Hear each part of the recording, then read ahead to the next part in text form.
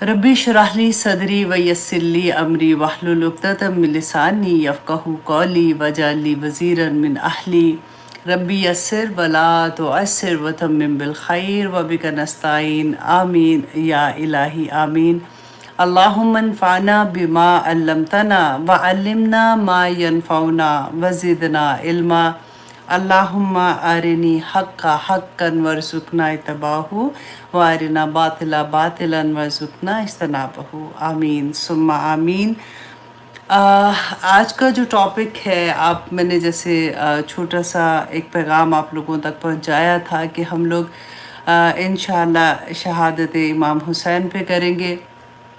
वजह क्या थी कि हमारा जैसे जो नए लोग हैं इस वक्त काफ़ी मैं देख रही थी, तो उनके लिए मैं ये बता दूं कि एवरी मंडे हमारी क्लास होती है पाकिस्तानी टाइम रात 9 बजे, एंड ह्यूस्टन में उस वक्त सुबह के 11 बजे होते हैं और इंडिया में 9:30 बजे होते हैं। तो इस दफ़ा क्योंकि हम सूरत तौबा कर रहे हैं, तो बार बार हम जो चीज़ पढ़ रहे थे कि सूरत तौबा में पहले हमने क्या पढ़ा कि बाहर के लोगों को जो दुश्मन है उनके साथ क्या मामला है, लेकिन सूरत तौबा में हमने ये देखा कि अंदर के लोग, जब अपने ही अंदर के लोग जो हैं वो मुनाफ़िक़त करते हैं या कोई ऐसा उनके दिल में कोई खोट होता है, तो उसकी अलामात हम बहुत डिटेल में देखें कि अल्लाह सुब्हाना ताला ने रहती दुनिया तक हमें ये बता दिया कि मुनाफ़िक़त क्या है और किस तरह से हम मुनाफ़िक़त से बच सकते हैं। जब हम, और मैंने हमेशा ये बात की कि सबसे पहले किसी और को पॉइंट आउट नहीं करें, हम अपनी ज़ात में देखें। और वही चीज़ आज भी मैंने जब ये टॉपिक देखा, क्योंकि मुहर्रम चल रहा था ना, तो मैंने सोचा कि मैं यही स्टोरी, हम कई दफ़ा किस्सा पढ़ते हैं कि कुरान पाक में डिफरेंट नबियों के किस्से हैं, डिफरेंट वाक़यात आते हैं, तो हम बहुत डिटेल में देखते हैं। तो आज मैंने सोचा कि हम इसी टॉपिक को इंशाल्लाह बात करते हैं, इसी टॉपिक पे डिस्कस करेंगे और देखेंगे कि हमारे लिए इसमें क्या सबक है, राइट। और क्या ये वाक़या पहली दफ़ा हुआ और कितना देखें, मैं जब इसको स्टडी भी कर रही थी, जब से मैंने इस टॉपिक को स्टडी किया, तो मैंने ये देखा कि देखें रसूलुल्लाह सल्लल्लाहु अलैहि वसल्लम के ज़माने से हम देख रहे हैं ना कि किस तरह से मुनाफिक थे, कैसे वो तंग करते थे, और फिर कैसे शहादतें जो थीं ये पहली दफ़ा तो नहीं थी। पहले किसके साथ होता था? कुफ़ार के साथ होता था। देखिए, आपने वो याद है, मैंने आपको एक वाक़या भी बताया था कि हज़रत उमर के ज़माने में एक जंग हुई थी, जंग कादसिया, जिसमें सैयदना हंसा के बारे में मैंने आपको बताया था कि अपने 4 बेटे लेके जंग में गई थी और चारों बेटे उनके शहीद हुए थे। और जैसे उनको खबर मिली तो उन्होंने सबसे पहला ये सवाल पूछा कि मुसलमानों को फतह हुई है कि नहीं हुई। तो जैसे उनको पता चला मुसलमानों को फतह हुई है, तो वो फ़ौरन सजदे में गई और रोना शुरू हो गई और जाके कहा कि या पाक परवरदिगार, आज मैंने अपना वादा पूरा कर दिया कि मैंने अपने चारों बेटे इस दीन के लिए वक्फ कर दिए। तो ऐसा हुआ, राइट। लेकिन यहाँ पर क्या था कि अपने लोगों ने स्टैब किया था, अपने लोगों ने धोखा दिया था। तो हमेशा से आप देखें कि जब दर्द ज़्यादा कब होता है, जब हम कभी बात करते हैं ना कि तुमसे तो मुझे ये उम्मीद नहीं थी, राइट, तो उस वक्त दर्द होता है। लेकिन अल्लाह सुब्हाना ताला ने कुरान पाक में भी हमें डिफरेंट जगहों पे वो सारी अलामत बता दी कि देखो ऐसी अलामत है, तो ये वाली चीज़ें जो है वो कैसे इंसानियत, मुसलमानों को नुकसान दे सकती है, दीन को नुकसान दे सकती हैं। अब हम यहाँ पे आज इंशाल्लाह वो पूरी स्टोरी देखेंगे। मैं सबसे पहले आप लोगों से ये भी बात कह दूँ कि मेरा किसी को भी हर्ट करने का इरादा नहीं है। मतलब ऐसा नहीं कि मैं कोई ऐसी बात करूँ जिससे किसी को भी ये लगे कि नहीं उनके अपना, क्योंकि ये तारीख़ी वाक़यात हैं, राइट।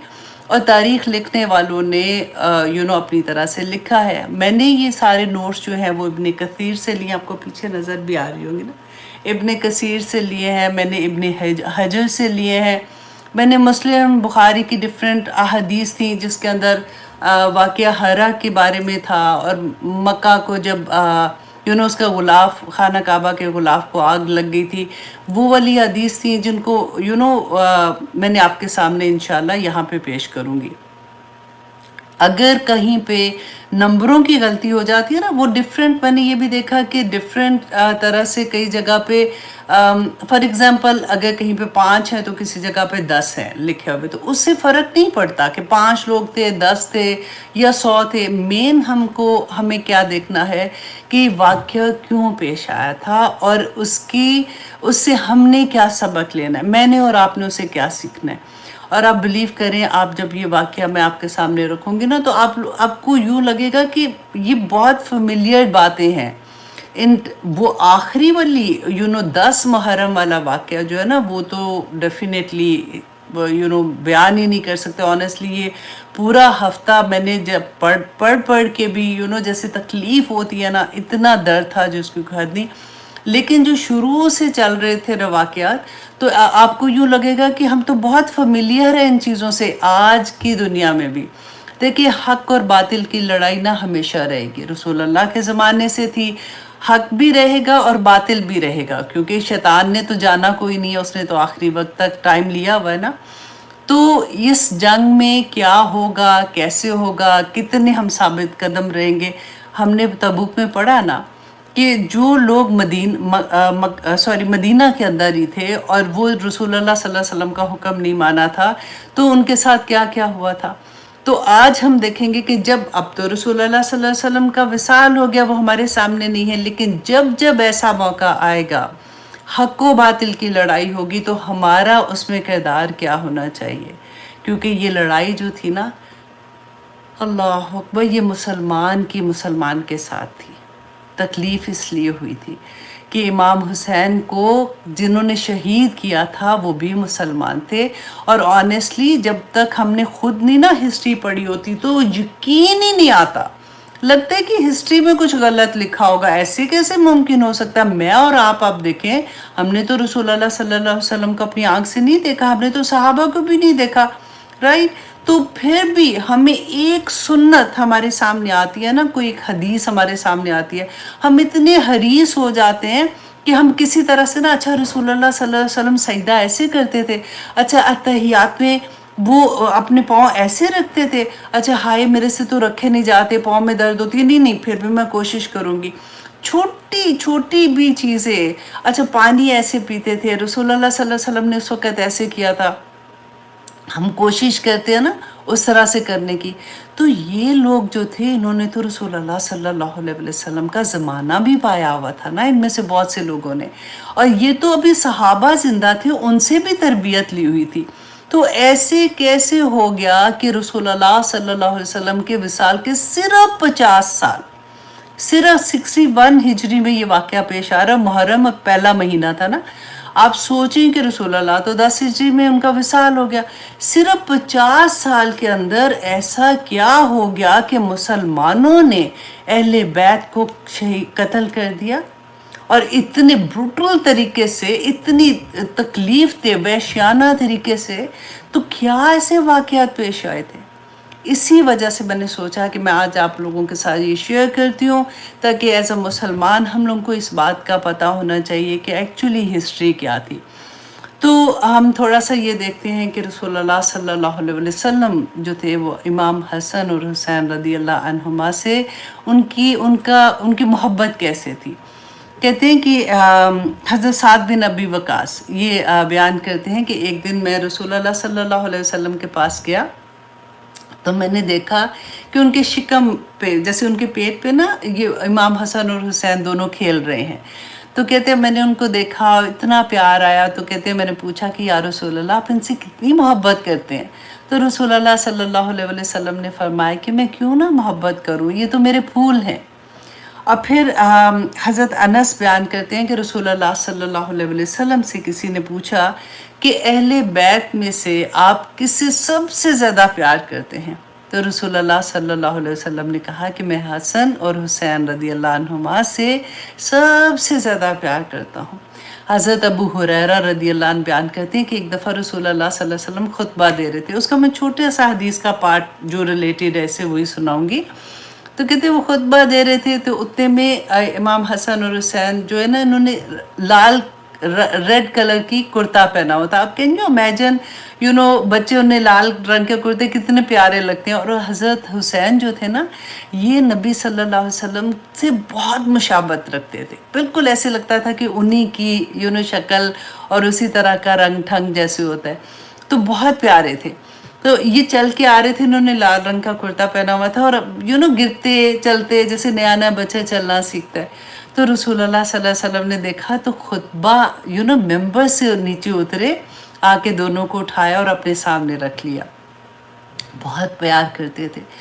तो अब ये है कि यहाँ पे हम देखें कि हुआ क्या कि हज़रत अली रदी अल्लाह अन्हु जो है, इनकी जब खिलाफत हुई थी ना, अब शुरू का मामला, क्योंकि अब ये क्लास सिर्फ उसी के अराउंड है, तो मैंने बहुत शॉर्टन वही चीज़ें आपके सामने रखूँगी इंशाल्लाह जो इसी से रिलेटेड हैं. क्योंकि हम ये देखेंगे रसूलुल्लाह सल्लल्लाहु अलैहि वसल्लम के बाद हज़रत अबू बकर की खिलाफत 2 साल थी.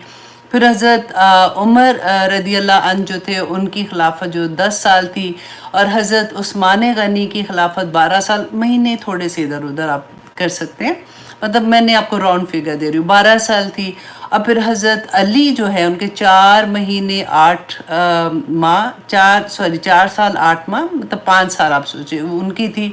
फिर इमाम हसन रदी अल्लाह अन्हु जो थे, उन्होंने 6 महीने खिलाफत की थी. अच्छा, अब क्या था कि हज़रत अली का जब दौर आया ना, वो बात की हिस्ट्री इंशाल्लाह मैं आपको कभी वो भी सुना दूंगी. तो पहली दफ़ा ये हुआ कि हज़रत अली ने अपनी दारुल खिलाफा जो है ना, वो मदीना को छोड़ के उन्होंने कूफा को बना लिया था. क्योंकि कूफा, अब इस्लाम फैल भी इतना गया था, कूफा मिडल में भी आ रहा था, तो काफ़िले आते थे और जो भी है बात करने के लिए, और सारी जगहों से जो जहाँ से भी मुसलमानों ने अब इतनी फतवाहत कर ली थी, तो मशीर आते थे, तो वहाँ पे उनकी आसानी भी थी. तो हज़रत अली ने कूफा को अपना दारुल खिलाफा बना दिया. इमाम हसन और हुसैन कभी जब से पैदा हुए थे वो मदीना में ही रहते थे, लेकिन उसके बाद वो द फर्स्ट टाइम वो कूफा में हज़रत अली के साथ चले गए, क्योंकि पूरा घराना भी उधर ही मुंतकिल हो गया था. अब क्या हुआ कि हज़रत अली की, जैसे मैंने बताया ना कि उनके जो हुकूमत थी वो इतनी देरी रही, खिलाफत इतनी देर रही थी. तो ख्वारजी जो थे, उन्होंने हज़रत अली को शहीद कर दिया, और उसके बाद पहली दफ़ा इस्लाम की हिस्ट्री में ये हुआ कि 2 खलीफा बने. पहली मर्तबा ये हुआ था. अच्छा, 2 खलीफा कैसे बने कि अमीर मुआविया जो थे वो सीरिया में उन्होंने बैत ली, और इमाम हसन जो थे उन्होंने कूफा में लोगों ने बैत उन पे की. और मदीना और मक्का जो थे, ये भी बेसिकली ये हज़रत हसन के ही साथ थे. अब 2 खलीफा थे. अब हज़रत हसन को ये एहसास हुआ कि अमीर मुआविया और हज़रत हसन में थोड़ी सी चपकलश चल रही है किसी चीज़ों को लेके, वो भी एक लंबी स्टोरी है. ही बैक्ड ऑफ. इन्होंने क्या किया, रिज़ाइन कर दिया. इन्होंने क्यों रिज़ाइन किया? क्योंकि ये नहीं चाहते थे कि खाना जंगी दोबारा से शुरू हो जाए. क्योंकि हज़रत अली के ज़माने में जंग सफ़ीन और जंग कैमल, कैमल ऊँट को कहते हैं ना, उसको जंग कैमल मुझे उस तरह से याद आता है, जंग जमल. अगर उस दूसरी तरह से आप देखें, जंग जमल जो थी, ये 2 जंगें हो चुकी थी जिसमें मुसलमानों के अगेंस्ट लड़े थे, और इतनी शहादतें हुई थी कि रसूलुल्लाह के ज़माने से लेके अब तक जितनी मुसलमानों की लड़ाइयाँ कुफ़ार से हुई थी ना, अगर उनको जमा किया जाए कि कितने लोग शहीद हुए थे, तो उससे भी ज़्यादा लोग इन 2 जंगों में शहीद हो गए. हज़रत हसन नहीं चाहते थे कि दोबारा से खाना जंगी हो, इसलिए इन्होंने ये सोचा और इन्होंने रिज़ाइन कर दिया, और ये कूफा से वापस मदीना आ गए. अब कूफा के लोगों को ये अच्छा नहीं lगा. उन्होंने कहा कि आपने क्यों रिज़ाइन दिया, हम आपके साथ हैं. लेकिन हज़रत हसन ने उनको समझाया कि ये वजह है, मैं नहीं चाहता कि दोबारा से मुसलमानों में इस तरह की प्रॉब्लम हो. हज़रत हुसैन रदी अल्लाह अन्हु जो थे, अच्छा अब इनमें ना 1 साल का फ़र्क था, ज़्यादा बड़े और छोटे नहीं थे. हज़रत हुसैन ने भी को ये बात का अच्छा नहीं लगा कि आपने क्यों रिज़ाइन दिया. उन्होंने जब उनको भी समझाया तो ही अंडरस्टैंड, और ये बात फिर काम डाउन हो गई. اس کے بعد کیا ہوا کہ جب یہ امیر معاویہ جو تھے، جو امیر معاویہ، ان کی وفات جو ہے یہ 60 ہجری میں ہوئی ہے۔ اچھا، جیسے ان کی وفات ہوئی اس سے پہلے امام حسن جو ہے وہ 50 ہجری میں فوت ہو گئے۔ اب کیا تھا کہ جیسے امیر معاویہ کیا فوت ہونے سے پہلے امام حسن کی وفات کے بعد اس نے یہ اناؤنس کر دیا کہ میرے بعد خلافت جو ہے وہ ان کے بیٹا جو یزید ہے اس کو ملے گی۔ اب یہاں پہ سب سے بڑی غلطی ہوگی، کیونکہ یزید جو تھا نا یہ رسول اللہ صلی اللہ علیہ وسلم کے وصال کے 15 سال کے بعد پیدا ہوا تھا، 15 سال کے بعد پیدا ہوئے تھے۔ میں نے پھر آپ کو یہ کہا ہے کہ اگر ایک تھوڑا بہت ادھر ادھر ہوتا ہے نا تو آپ نے اس پہ غور نہیں کرنا، آپ صرف واقعے کو دھیان دیں۔ تو 15 سال کا فرق تھا۔ امام حسن اور حسین کو آپ دیکھیں جب رسول اللہ کا وصال ہوا تو آلموسٹ 6.5 7 سال کے یہ بچے تھے، اور یزید 15 سال اس کے بعد بھی کہ پیدا ہوا، تو اتنا ایج ڈفرنس بھی تھا۔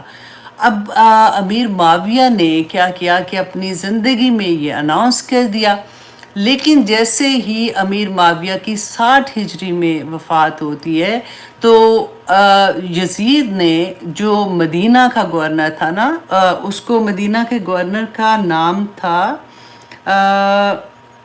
مروان بن حکم۔ مروان بن حکم کو پیغام بھیجا کہ جا کے اب کیونکہ مدینہ کے لوگ اور مکہ کے لوگ they were not happy اور وہ بیعت نہیں کرنا چاہتے تھے۔ یزید نے اس کو کہا کہ تم جو سب سے پہلے امام حسین رضی اللہ عنہ سے بیعت لو، کیونکہ اس کو یہ پتہ تھا کہ اگر یہ بیعت کر لیں گے تو سارے لوگ آرام سے پیچھے مان جائیں گے تو معاملہ ہی ختم ہو جائے گا۔ اب کیا تھا کہ امام حسن جو ہے وہ بیعت نہیں کر رہے تھے، ان کو مجبور کیا جا رہا تھا، بار بار ان کو کہا جا رہا تھا آپ بیعت کریں آپ بیعت کریں۔ اچھا، اب کیا ہوا کہ ایک دن یہ جو گورنر تھا اس نے ان کو بلایا، مدینہ کے گورنر نے، اور انہوں نے کہا کہ آپ صبح کے وقت اب آپ آئیں گے مسجد میں اور سب لوگوں کے سامنے آپ بیعت کر دیں۔ امام حسن نے ان کو کہا کہ اچھا مجھے تھوڑا وقت چاہیے، میں بتاتا ہوں۔ گھر گئے، گھر جا کے اپنے گھر والوں سے کہا، اہل بیت سے کہا کہ آپ اپنا سامان باندھو، ہم یہاں سے کوچ کرنے والے ہیں۔ اچھا، اب کیا ہوا تھا کہ اسی دن اسی رات میں امام حسن اپنی پوری فیملی کے ساتھ مکہ کی طرف روانہ ہو گئے۔ اب صبح ہوئی تو پورے مدینہ میں یہ ایک شور ہو گیا کہ امام حسن جو ہے وہ مکہ کی طرف روانہ ہو گئے اور انہوں نے بیعت نہیں کی ہے۔ اب جیسے ہی وہ مکہ کی طرف جاتے، اب یہ کب کا واقعہ؟ یہ رمضان کا واقعہ ہے۔ اب یہ مہینے بھی آپ دیکھتے جائیں، کیونکہ رمضان کا واقعہ ہے کہ جب پہلی دفعہ امام حسین جو ہے وہ مکہ کی طرف نکلے ہیں، اور یہ واقعہ پھر کربلا کا کب ہوا ہے؟ یہ محرم پہلی محرم سے لے کے اب پھر ہم دیکھیں نا 2 محرم کو یہ کربلا میں اترے تھے، اور پھر 10 محرم کا، تو یہ اتنے مہینوں کا فاصلہ ہے یہ سارا جو ہوتا جا رہی ہے چیزیں۔ اب کیا ہوا کہ یہ مدینہ سے جب مکہ گئے ہیں تو آہستہ آہستہ کیا ہوا کہ کوفہ کے لوگوں کو یہ خبر پہنچی تو وہ تو بڑے خوش ہو گئے، کیونکہ انہوں نے کہا کہ یہ تو آپ ہمارے پاس آ جائیں۔ انہوں نے پھر پیغام پہ پیغام، میسج پہ میسج، اپنے سفیر بھیجے، اپنے لوگوں کو بھیجا مکہ کی طرف کے جا کے وہ آتے تھے، اور آ کے ان کے اتنے جو خط لکھے ہوئے کہ ہم آپ کے ساتھ ہیں، ہم آپ پہ بیعت کریں گے، آپ ہمارے پاس آ جائیں، ہم آپ کے ساتھ مل کے یزید کو بھی اگینسٹ ہم لڑ سکتے ہیں، یہ وہ۔ اچھا، امام حسین شروع میں تو وہ نہیں مانے، لیکن جب ان کا اتنا اصرار ہو گیا کہ انہوں نے یہ کہا کہ اگر آپ نہیں آئیں گے تو ہم جمعے کی نماز بھی نہیں پڑھیں گے، مطلب خطبہ آپ بھی آ کے دیں گے تو ہم نماز پڑھیں گے، ادروائز ہم جمعے کی نماز بھی نہیں پڑھیں گے۔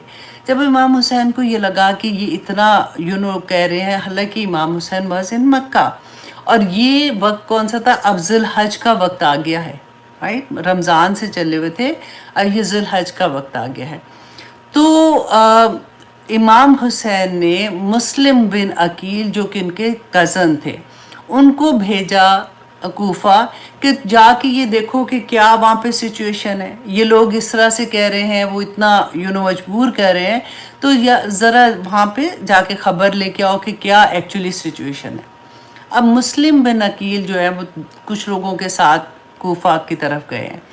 کوفہ جب وہ پہنچے تو اتنا لوگوں نے ان کا وارم ویلکم کیا، اتنا خوشی سے ان کا استقبال کیا کہ مسلم بن عقیل جو ہیں وہ حیران ہو گئے کہ یہ تو لوگ 100% ان کے ساتھ ہیں، اور کہتے ہیں کہ فوراً 24,000 لوگوں نے ان کے ہاتھ پہ بیعت کی، اور یہ ایکچولی 14,000 لوگوں نے بیعت کی، اور یہ 14,000 ہی نہیں تھے، کیونکہ ایک ایک بندہ جو آتا تھا نا وہ اپنے کوئی قبیلے کی طرف سے، کوئی اپنے گروپ کی طرف سے، کوئی اپنے جس طرح سے بھی ایک ایک بندہ اتنے لوگوں کی بیعت کر رہا تھا کہ ہم آپ کے ساتھ ہیں۔ بیسیکلی 30 سے 40,000 لوگوں کی بیعت تھی۔ اب مسلم بن عقیل بڑے خوش ہوئے، انہوں نے فوراً امام حسین کو میسج کیا کہ آپ فوراً ادھر آ جائیں، یہاں پہ تو لوگ آپ کا استقبال کرنے کو تیار ہیں۔ اب امام حسین اب یہاں سے قاصد چلا گیا، امام حسین کو پیغام ملتا ہے، اور امام حسین جو ہیں انہوں نے ارادہ کیا کہ اب میں کوفہ کی طرف جا رہا ہوں۔ مکہ میں اس وقت حکومت جو تھی بیسیکلی وہ تھی عبداللہ بن زبیر کی تھی۔ عبداللہ بن زبیر کون تھے؟ یہ حضرت اسما، حضرت عائشہ کی جو بہن تھی نا، یہ ان کے بیٹے تھے، اینڈ ہی واز رسول اللہ صلی اللہ علیہ وسلم ان سے بہت پیار کرتے تھے۔ اور یہ پہلے جب مدینہ میں آئے نا تو یہودیوں نے کہا کہ ہم نے ان پہ ایسا کر دیا کہ اب ان کی نسل ہی آگے نہیں چلے گی، مسلمانوں کی نسل نہیں چلے گی، ہم نے ان کے اوپر ایسا سپل کر دیا، فار ایگزامپل وہ کیا کہتے ہیں، جادو کر دیا یا کچھ بھی۔ تو تھوڑا سا جیسے دل میں ایسے خیال بھی آتا، تو ہی واز دا فرسٹ بچہ جو پیدا ہوا تھا، اور رسول اللہ صلی اللہ علیہ وسلم نے ان کو گرتی بھی دی تھی۔ تو ہی واز ان مکہ، تو انہوں نے امام حسن کو سمجھایا کہ آپ نہ جائیں، کیونکہ آپ جائیں گے وہاں پہ تو وہاں پہ پھر خانہ جنگی ہونے کا ڈر ہے، کیونکہ یزید کو جب پتہ چلے گا ڈیفینیٹلی تو پھر یہ پرابلم ہوگی۔ اور انہوں نے یہ بھی سمجھایا کہ دیکھیں آپ ان پہ بلیو نہ کریں، کوفہ والوں پہ، کیونکہ انہوں نے حضرت علی کے ساتھ بھی، آپ کے باپ کے ساتھ بھی ایسے کیا تھا، مطلب وعدے سے پھر جاتے تھے اور ایسے نہیں کرتے تھے۔ پر حضرت حسین نے یہ کہا کہ نہیں، ان کو دیکھو یہ خط تو نہیں کہتے، وہ جیسے بوریاں بھر کے نہیں خط ہوتے، کہ دیکھو وہ انہوں نے مجھے ایسے بلایا ہے۔ اور پھر دوسری بات انہوں نے کی، کیونکہ یہ حج کا مہینہ تھا نا، انہوں نے کہا کہ مجھے یہ پتہ چل گیا ہے کہ یزید مجھے ایسے نہیں چھوڑے گا، تو میں نہیں چاہتا ہوں کہ یہ مقدس سرزمین ہے خانہ کعبہ میں، یہاں پہ میں بلڈ شیڈ نہیں چاہتا ہوں، تو میں چاہتا ہوں کہ میں یہاں سے چلا جاؤں۔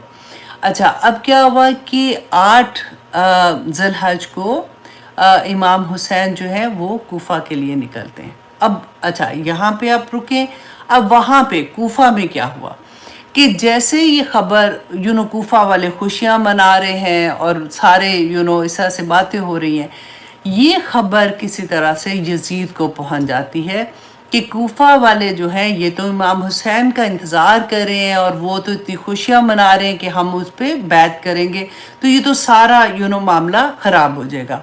اب یزید نے فوراً کیا کیا کہ ابن زیاد جو بڑا ظالم تھا، he was only 28 years old, اس کو گورنر بنا کے ایک خط دیا، اور اس کے ساتھ 17 لوگوں کو اس نے کہا کہ تم لوگ جاؤ اور جا کے فوراً کوفہ میں جا کے جس طرح سے بھی ان کو ڈرا کے، ان کو پیسے دے کے، رشوت دے کے، کسی طرح سے بھی ان کو سب کو روکو کہ وہ امام حسین کا ساتھ نہ دے۔ میں جب یہ پڑھی تھی نا تو میں سوچ رہی تھی کہ دیکھیں آج بھی ہم لوگ خبریں سنتے ہیں نا، بیسیکلی ہم تو یہاں پہ بیٹھے ہیں، ٹی وی میں دیکھ لیا یا یوٹیوب میں یا جہاں پہ بھی خبر آتی ہے، آج بھی لوگ بکتے ہیں، مسلمانوں کو خرید رہے ہوتے ہیں، آج بھی خوف اور دہشت طاری کر کے لوگوں کو اس جگہ سے ہٹایا جاتا ہے جو ہماری اپنی مرضی۔ میں کسی ان کی بات نہیں کر رہی ہوں، میں عام طور پہ آپ دیکھیں کہ آج بھی تو یہی ہوتا ہے نا کہ ہمارا مقصد ہے نا، اگر فار ایگزامپل مجھے یہ بات پسند نہیں تو میں دوسرے کو خرید بھی لوں گی، اگر مجھے یہ پسند نہیں پھر میں ڈرا کے بھی ان کو روکوں گی، ہر طرح سے کوشش کروں گی کہ میں کسی طرح سے اس راستے کو روکوں جو میری پسند کا راستہ نہیں ہے یا میں نہیں چاہتی۔ اور اینڈ آف دا ڈے حکومت ہی ہوتی ہے نا، یہ اقتدار کی لالچ بھی انسان کو کہیں کا نہیں چھوڑتی ہے۔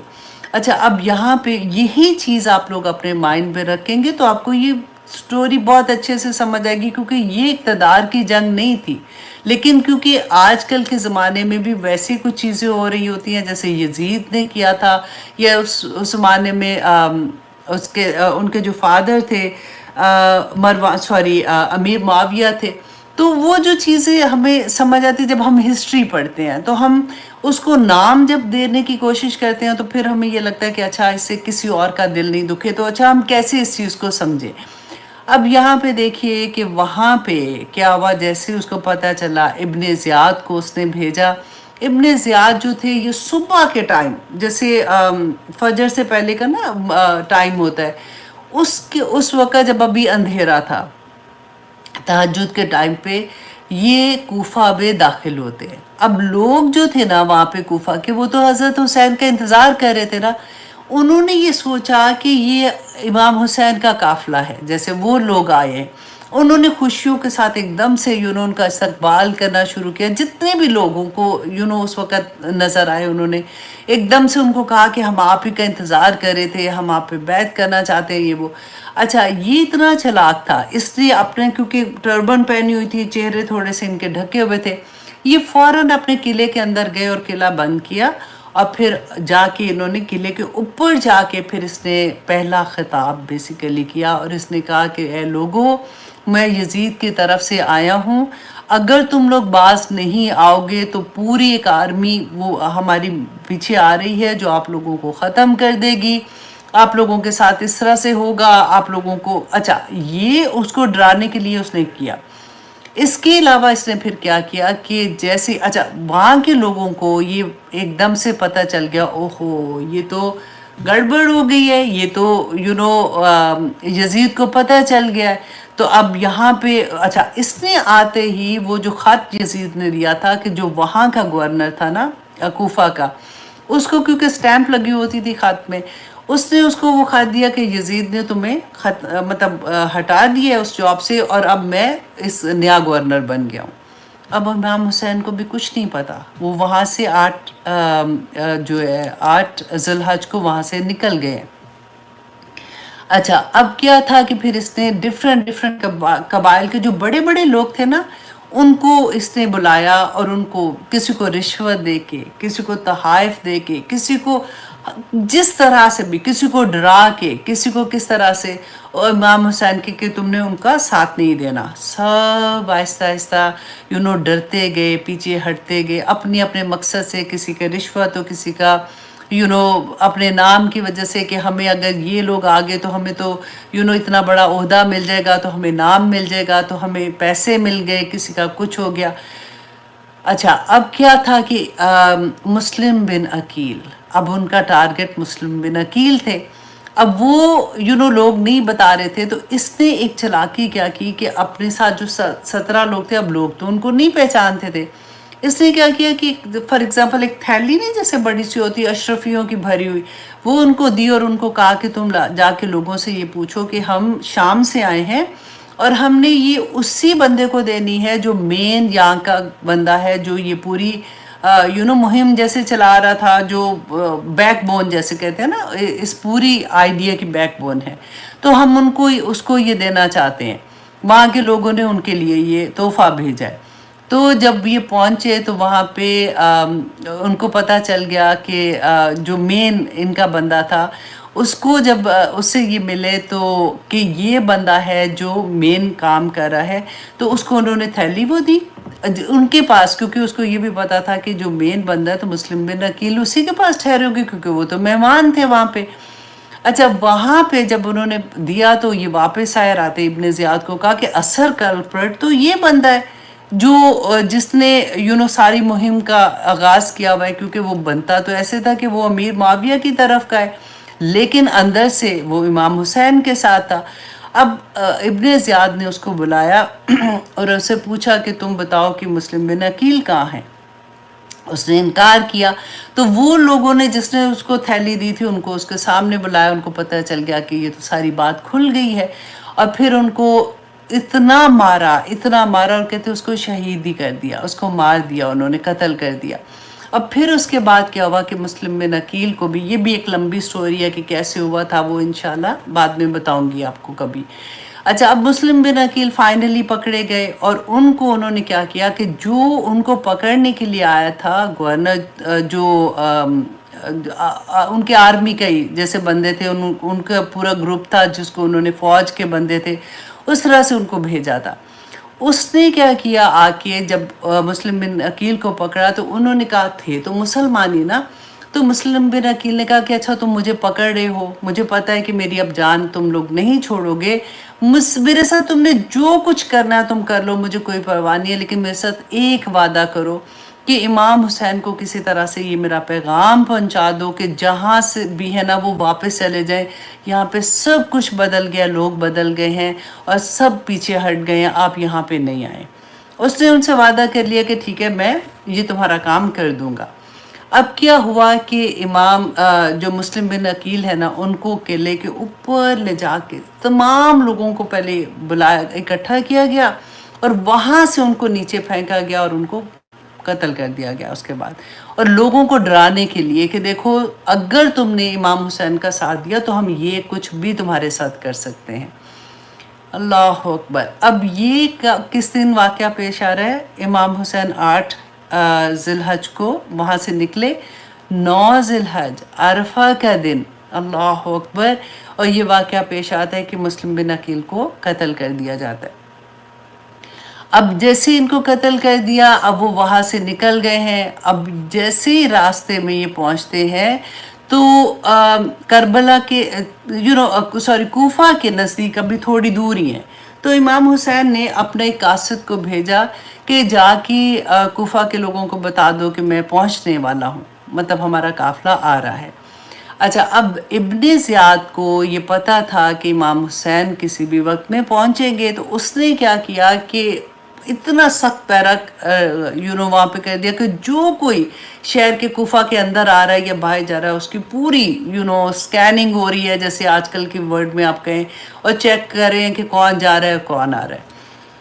قاصد جب آیا تو اس کو تو نہیں پتا تھا، وہ تو اسی شوق میں، مطلب کہ جیسے کہ سارے کے سارے لوگ ہیں، مسلم بن عقیل نے جیسے میسیج دیا تھا، تو اس سے جب پوچھا تو اس نے کہا کہ ہاں میں تو یہ پیغام لے کے آیا ہوں کہ امام حسین بس پہنچنے ہی والے ہیں۔ تو اس کو پکڑ لیا، اس کو بھی اسی طرح سے لوگوں کو اکٹھا کیا، اور جو ہے اوپر سے ان کو بھی نیچے پھینکا اور ان کو قتل کر دیا گیا۔ اچھا، جب یہ قاصد واپس نہیں گیا نا، تو امام حسین نے ایک اور قاصد بھیجا کہ ان کو جا کے وہ یہ اطلاع دے دے۔ اب یہ جو دوسرا قاصد تھا اس کو بھی اسی طرح سے پکڑا۔ جب اس کو قلعے کے اوپر لے جا رہے تھے نا، تو اوپر جا کے اس کو پھینکنے سے پہلے اس نے چیخ کے ایک دم سے کہا کہ لوگوں، امام حسین پہنچنے والے ہیں، تم لوگ تیار ہو جاؤ۔ اب وہ یہ اس کو نہیں پتا تھا کہ سارے کے سارے لوگ اتنے بدل گئے ہیں، اس کو یہ تھا کہ ابن زیاد نے ایسے کر رہا ہے، لیکن لوگوں کو میں انفارم کر دوں تاکہ یہ لوگ اپنی تیاری کر لیں۔ اس کو بھی قتل کر دیا گیا۔ اب کیا ہوا تھا کہ امام حسین اب بالکل جیسے اس کے کوفہ کے نزدیک پہنچ رہے ہیں، بلکہ کربلا کے بالکل پاس ہیں، تو ان کو وہ جو آدمی تھا ابن اشر، جو ان کو پکڑنے آیا تھا مسلم بن عقیل کو، اور ابن اشر نے ہی وعدہ کیا تھا کہ ٹھیک ہے میں آپ کا پیغام جو ہے وہ امام حسین کو پہنچا دوں گا۔ تو ابن اشر کا جو قاصد ہے وہ امام حسین کو ملا، وہ نکلا وہاں سے کسی بھی بہانے سے، اور اس نے جا کے جب ان کو مسلم بن عقیل کا بتایا کہ ان کو قتل کر دیا گیا ہے، لوگوں کو اس طرح سے ڈرا دھمکا کے، اور یہ سچویشن ہو گئی ہے، اور لوگوں کو راستے سے ہٹا دیا گیا ہے، اور اب کوئی وہاں پہ ایسا نہیں ہے جو آپ کا ساتھ دے گا۔ اللہ اکبر۔ امام حسین کو پتہ چل گیا کہ یہ تو ساری بازی ہی الٹ گئی ہے۔ اب امام حسین چاہ رہے تھے کہ وہ واپس چلے جائے، لیکن مسلم بن عقیل کے بیٹے اور ان کے بھائی وہ بھی امام حسین کے ساتھ تھے، کیونکہ وہ اہل بیت میں سے تھے، تو انہوں نے یہ کہا کہ نہیں، ہم اب واپس نہیں جائیں گے، ہم اپنے بھائی اور اپنے باپ کا بدلہ لیں گے۔ اور امام حسین نے جب ان کو سمجھایا تو انہوں نے کہا کہ نہیں، آپ چلیں ادھر، کیونکہ ایسا نہیں ہو سکتا کوفہ کے لوگ جو ہیں جب وہ آپ کو دیکھیں گے تو وہ کبھی بھی واپس مطلب ایسا نہیں کر سکتے ہیں. انشاءاللہ آپ فکر نہیں کریں، وہاں پہ سب آپ کا ساتھ دیں گے. اللہ اکبر. اب امام حسین آتے ہیں، آگے تھوڑا آتے ہیں، اب وہ قافلہ آگے آ رہا ہے. اب کربلا کے میدان میں امام حسین اپنے خیمے لگاتے ہیں، اور یہ بات ہے 3 ہجری کی، اور بعض کتابوں میں یہ 2 ہجری کا واقعہ آتا ہے اور بعض میں یہ 3 ہجری کا آتا ہے.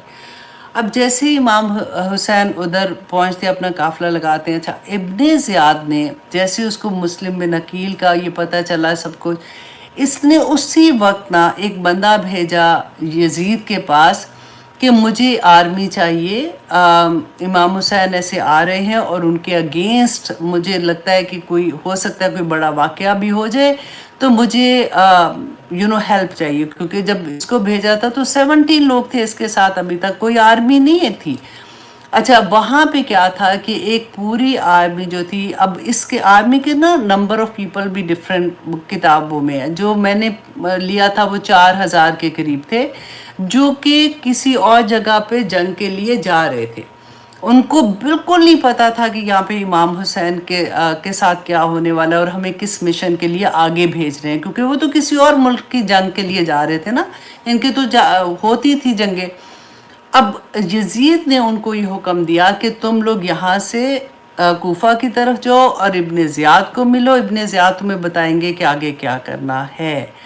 اچھا، اب آرمی جو تھی وہ ساری جو ہے وہ کوفہ کی طرف آتی ہے. ابن زیاد کو جب ملتے ہیں، ابن زیاد اب اس آرمی کا جو گورنر تھا نا، سوری آرمی کا اللہ اکبر کمانڈر تھا، وہ تھا عمر بن سعد بن وقاص. عمر بن سعد بن وقاص. اور سعد بن وقاص وہ صحابی تھے جو بہت جن کا نام تھا، جنہوں نے رسول اللہ صلی اللہ علیہ وسلم سے محبت کی انتہا جیسے کہتے ہیں نا اس طرح سے تھی، اور اتنی محبت کرتے تھے رسول اللہ صلی اللہ علیہ وسلم سے. لیکن وہ فوت ہو چکے ہوئے تھے. یہ ان کے بیٹے تھے. انہوں نے اب ان کا مقصد نہیں تھا، لیکن کیونکہ اب یہ کمانڈر بھی تھے آرمی کے، ان کو جیسے حکم اب ملا، اب یہ ان کو جب اب آگے جا کے انشاءاللہ میں وہ تھوڑا سا آپ کو بتاؤں گی. انہوں نے کیا کیا کہ انہوں نے حضرت حسین کو میسج کیا کہ آپ 3 ہجری 3 ذی الحجہ کی بات میں آپ کو بتا رہی ہوں نا، محرم کی 3 کی سوری. تو امام حسین کو میسج بھیجا کہ آپ یہاں پہ کیوں آئے، آپ کا مقصد مطلب کیا ہے یہاں پہ آنے کا. امام حسین نے کہا، پیغام دیا کہ میں یہاں پہ انہی لوگوں کے بلانے کی وجہ سے آیا ہوں، اور اتنے دیکھیں یہ انہوں نے مجھے خط بھیجے، اتنے پیغام بھیجے، تو انہوں نے مجھے اپنے لیے بلایا تھا، تو انہی کی وجہ سے میں یہاں پہ آئی ہوں. اب اگر یہ بدل گئے ہیں تو میں واپس چلا جاتا ہوں، مجھے آپ واپس جانے دیں، کیونکہ یہ لوگ جو ہیں یہ اگر یہ بدل گئے ہیں تو مجھے بھی ان کی ہیلپ کرنے کی ضرورت نہیں ہے.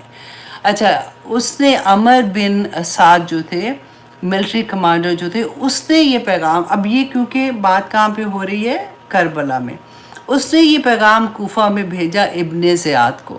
ابن زیاد کتنے سال کا ہے؟ 28 سال کا. اللہ اکبر. اس کو پیغام بھیجا. He was very arrogant. اس نے کہا کہ نہیں، بالکل بھی نہیں، یا تو ان کو کہو کہ بیعت کریں گے یا پھر میں ان کو ایسے واپس نہیں جانے دوں گا. اور اس کے بعد انہوں نے جب پیغام لے کے امام حسین کو یہ پیغام دیا، امام حسین سیڈ کہ میں 3 چیزیں آپ لوگوں کے سامنے رکھتا ہوں. نمبر 1 یہ کہ آپ مجھے واپس جانے دیں، میں کوئی مطلب لڑائی نہیں کرنا چاہتا ہوں، میں کچھ نہیں کرنا چاہ رہا ہوں، میں اس مقصد کے لیے آیا بھی نہیں ہوں، میں واپس چلا جاتا ہوں. اگر تم مجھے واپس مکہ نہیں جانے دیتے ہو تو نمبر 2 کہ مجھے یزید کے پاس لے جاؤ، میں یزید سے جا کے خود بات کرنا چاہتا ہوں کہ جو بھی ان کے اپنے کنسرن تھے. اگر تم مجھے یزید کے پاس بھی نہیں لے کے جانا چاہتے ہو تو تیسری یہ بات ہے کہ مجھے پھر تم میں کہیں بھی چلا جاتا ہوں اور میں اپنی خاندان کے ساتھ وہاں پہ اپنی زندگی گزاروں گا اور میں عبادت کرتا رہوں گا. تو یہ تینوں چیزوں میں سے جو بھی تم کہو گے میں ماننے کو تیار ہوں. اللہ اکبر. کہتے ہیں عمر بن سعد جو ہے نا وہ خوش ہو گئے اس بات سے. انہوں نے کہا کہ چلو یہ معاملہ یہاں پہ ختم ہو جائے گا. جب وہ پیغام لے کے ابن زیاد کے پاس گئے، ابن زیاد نے کہا کہ بالکل نہیں، مجھے کوئی بات نہیں سنی، یا بیعت کریں گے یا پھر ان کو جنگ ان کے ساتھ کرنی پڑے گی، اور اس کے ساتھ اس نے شمر کو بھیج دیا، another ظالم۔ تو اس نے شمر کو بھیج دیا اور یہ پیغام دے دیا۔ جب امام حسین کو یہ پیغام ملتا ہے، اللہ اکبر، تو شمر نے کیا کیا، اب آپ کو میں تھوڑا سا، میں اب اتنا وہ اپنے اسے سناتی جا رہی ہوں کہ میں سوچوں کہ میں کوئی نام نہ بھول جاؤں، سوری۔ اچھا، اب شمر کو انہوں نے ساتھ بھیج دیا۔ اب یہ ہے 9 محرم کا واقعہ، ٹھیک ہے۔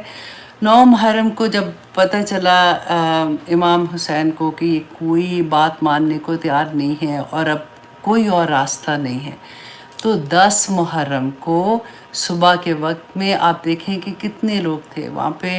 امام حسین نے 9 محرم کو بھی جتنے لوگ تھے، کیونکہ جب وہ مکہ سے آ رہے تھے نا کوفہ کی طرف، تو راستے میں بھی لوگ ان کے ساتھ کچھ ملنا شروع ہو گئے تھے، تو انہوں نے سب کو اکٹھا کیا اور ان کو کہا کہ دیکھو تم لوگوں نے میرے ساتھ بیعت کیا ہے، میں اپنی بیعت کو اٹھا رہا ہوں، تم میں سے جو جانا چاہتا ہے جا لے، کیونکہ اس وقت تو فرق بات تھی نا، تو اس وقت کیونکہ جو سچویشن ہے اس کے مطابق میں آپ لوگوں کو اجازت دیتا ہوں، میں تم لوگوں کو مڑ کے بھی نہیں دیکھوں گا، جو پیچھے سے جا سکتا ہے وہ چلا جائے، میرا کسی کے اوپر کوئی گلہ نہیں ہے۔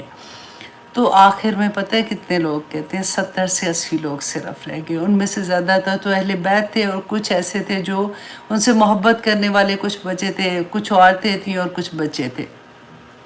اچھا، اب 10 محرم کو صبح کے وقت میں یہ آپس میں ان کی لڑائی ہوتی، ادھر 4000 کی فوج، اور ادھر دیکھیں، اور اس سے پہلے آپ دیکھیں 3 دن پہلے سے پانی بھی بند کر دیا گیا تھا، کیونکہ ابن زیاد کو یہ تھا کہ پیاس سے بھوکے جب یہ رہیں گے تو یہ ٹوٹ جائیں گے، پھر یہ آسانی کے ساتھ یہ مان جائیں گے۔ اب 10 محرم کو اتنی بڑی فوج کے سامنے آپ دیکھیں پہلے کیا ہوا کہ یہ جتنے بھی اہل بیت تھے، جتنی محبت کرنے والے تھے نا، وہ سارے امام حسین کے ارد گرد جمع ہو گئے تاکہ ان کو کوئی نقصان نہ پہنچے۔ بڑی جان نثاری سے بہت انہوں نے لڑائی، ان کے ساتھ آپس میں جو بھی لڑائی ہو رہی تھی وہ امام حسین کو بچانے کی کوشش کی، لیکن کیا ہوا کہ ایک ایک کرتے ہوئے قتل کرتے گئے، ان کو شہید کرتے گئے، اور ایک ایک ختم ہوتا گیا، اور آخر میں امام حسین بالکل اکیلے رہ گئے اور زخموں سے چور ہیں اور بالکل اکیلے ہیں۔ اتنے میں شمر نے کہا، اس کے ساتھ شمر کے ساتھ تھا سنان بن انس۔ سنان بن انس کو شمر نے کہا کہ تم تیر چلاؤ۔ اللہ اکبر۔ اچھا، میں پڑھ رہی تھی اس میں کہ فوج میں سے نہ کوئی ایک بھی ایسا نہیں تھا، وہ اس وقت ڈر رہے تھے کہ ہمارا تیر جو ہے وہ ہمارے تیر سے امام حسین کی شہادت نہ ہو، لیکن پتہ نہیں اب یہ کتنی سچی بات تھی کتنی نہیں تھی، کیونکہ جو واقعہ پڑھتے ہیں تو مجھے تو سمجھ بھی نہیں آ رہی تھی کہ یہ والی بات کو میں کیسے، کیا مطلب کس طرح سے بیان کروں۔ اب کہتے ہیں کہ جو ہے اس نے شمر نے سنان بن انس کو کہا کہ تم تیر چلاؤ۔ جب اس نے تیر چلایا تو اس سے امام حسن کو وہ لگا، تو کیونکہ وہ پہلے سے زخمی تھے تو وہ ایک دم سے زمین پہ گرے، اور شمر اور سنان بن اللہ اکبر انس نے تلوار سے ان کا سر دھڑ سے علیحدہ کر دیا۔ تو اللہ اکبر، اور پھر اس کے بعد کہتے جتنے شہید ہوئے تھے ان سب کے سر کاٹ دیے اور نیزے کے اوپر لگا کے، اللہ اکبر، اتنا مشکل ہوتا ہے یہ۔ میں کوشش کر رہی تھی کہ میں ان واقعات کو میں بیان ہی نہیں کر سکتی آنیسٹلی، میں صرف آپ لوگوں کے سامنے ہسٹری رکھ رہی تھی اور رکھنے کی کوشش بھی کر رہی ہوں کہ ہسٹری جو ہے وہ بیان کرنی پھر آسان ہوتی ہے۔ تو کہ پھر کیا ہوا تھا کہ اللہ اکبر، اسی طرح سے یہ جو قافلہ تھا ان کی باڈیز کو پورے ان کے گھوڑے چلا دیے اوپر، ان کے خیموں کو آگ لگا دی، اور پھر جو حضرت علی کی بیٹی تھی زینب، کیونکہ امام حسن کی بہن تھی، وہ بھی اہل بیت میں سے تھی، وہ ساتھ تھی ان کے، بچے تھے، زین العابدین صرف بچے تھے کیونکہ ان کو بخار تھا، تو he was sorry he was only 22-23 years old. تو اس طرح سے وہ سارے لوگوں کو لے کے ابن زیاد کے بعد کوفہ کی طرف لے کے جا رہے تھے. کہتے ہیں کہ حضرت علی کے زمانے میں سوری حضرت علی جب کوفہ آئے تھے پہلی دفعہ، گورنر تھے نا، سوری کوفہ آئے تھے خلیفہ بن کے، تو اللہ اکبر حضرت زینب کو ایسے ویلکم کیا تھا. وہ شہزادی تھی نا کیونکہ خلیفہ کی بیٹی تھی، اور یہی لوگ تھے جنہوں نے ان کو اتنی عزت، اتنے پیار، اتنے احترام سے رکھا. اور یہ قرآن بھی پڑھاتی تھیں، جب وہ فارغ وقت میں ہوتی تھیں تو وہ ایسے لوگوں کو قرآن کی تعلیم بھی دیا کرتی تھی. اور وہی زینب تھی اس وقت کہ کپڑے ان کے کہتے ہیں برا حال ان کا، بھوک پیاس کے ساتھ. اور اس طرح سے جب ان کے قافلہ لے کے گئے ہیں، اس کے ساتھ زین العابدین ہے اور باقی پورے جو صاحب اہل بیت تھے، ان کے ساتھ جو ہے وہ نیزوں پہ لے کے وہ ابن زیاد کے پاس گئے. ابن زیاد نے جیسے ہی دیکھا، اس کی خوشی کی کوئی انتہا نہ رہی. اس کے ہاتھ میں کوئی سٹک تھی، اس کے ساتھ وہ امام حسن کے جو امام حسن کا جو سر کٹا ہوا تھا، وہ تشت میں، مطلب ایک جیسے ہوتا ہے نا بڑی سی پلیٹ، اس کے اندر تھا رکھا ہوا تھا. تو اپنی سٹک سے نا اس کی بے حرمتی کر رہے تھے. تو کہتے ہیں کہ ادھر اللہ اکبر، ادھر ایک صحابی رسول تھے، 2 ڈیفرنٹ نام آتے ہیں، ڈز ناٹ میٹر. کہتے ہیں وہ انہوں نے جب دیکھا وہ بوڑھے ہو چکے تھے، ان کو وہ غصے سے لرز اٹھے. انہوں نے کہا کہ تم کیا کر رہے ہو؟ یہ میں نے اپنی آنکھوں سے رسول اللہ صلی اللہ علیہ وسلم کو ان کے ہونٹوں سے کو چومتے ہوئے دیکھا ہے، تم ایسے نہیں کرو. تو کہتے ہیں اس نے کہا کہ اگر اے بوڑھے، اگر تو چپ نہیں ہوا تو میں تجھے بھی قتل کر دوں گا. اور وہ غصے سے نکلے اور انہوں نے نکلتے نکلتے بولتے جا رہے تھے، کوفہ والو تم نے اچھا نہیں کیا، تم نے اللہ اکبر، تم نے رسول اللہ صلی اللہ علیہ وسلم کے پھولوں کو قتل کروا دیا، تم نے اچھا نہیں کیا. اب یہاں پہ جیسے اب یہاں پہ تھوڑا سا بریک دوسری طرف لے کے میں آپ کو جاتی ہوں کہ کیا ہوا تھا کہ جیسے ہی یہ واقعہ پیش آیا، اس کے بعد تو ڈیفینیٹلی یہ پورا قافلہ جو ہے اس کو یزید کے پاس بھیجا گیا. اب مکہ اور مدینہ میں لوگوں کو یہ خبر پہنچتی ہے. اب دیکھیں کہتے ام سلمہ کو جیسے یہ خبر پہنچی تو اتنا وہ روئی اور انہوں نے کہا کہ اللہ لعنت کرے ظالموں پر.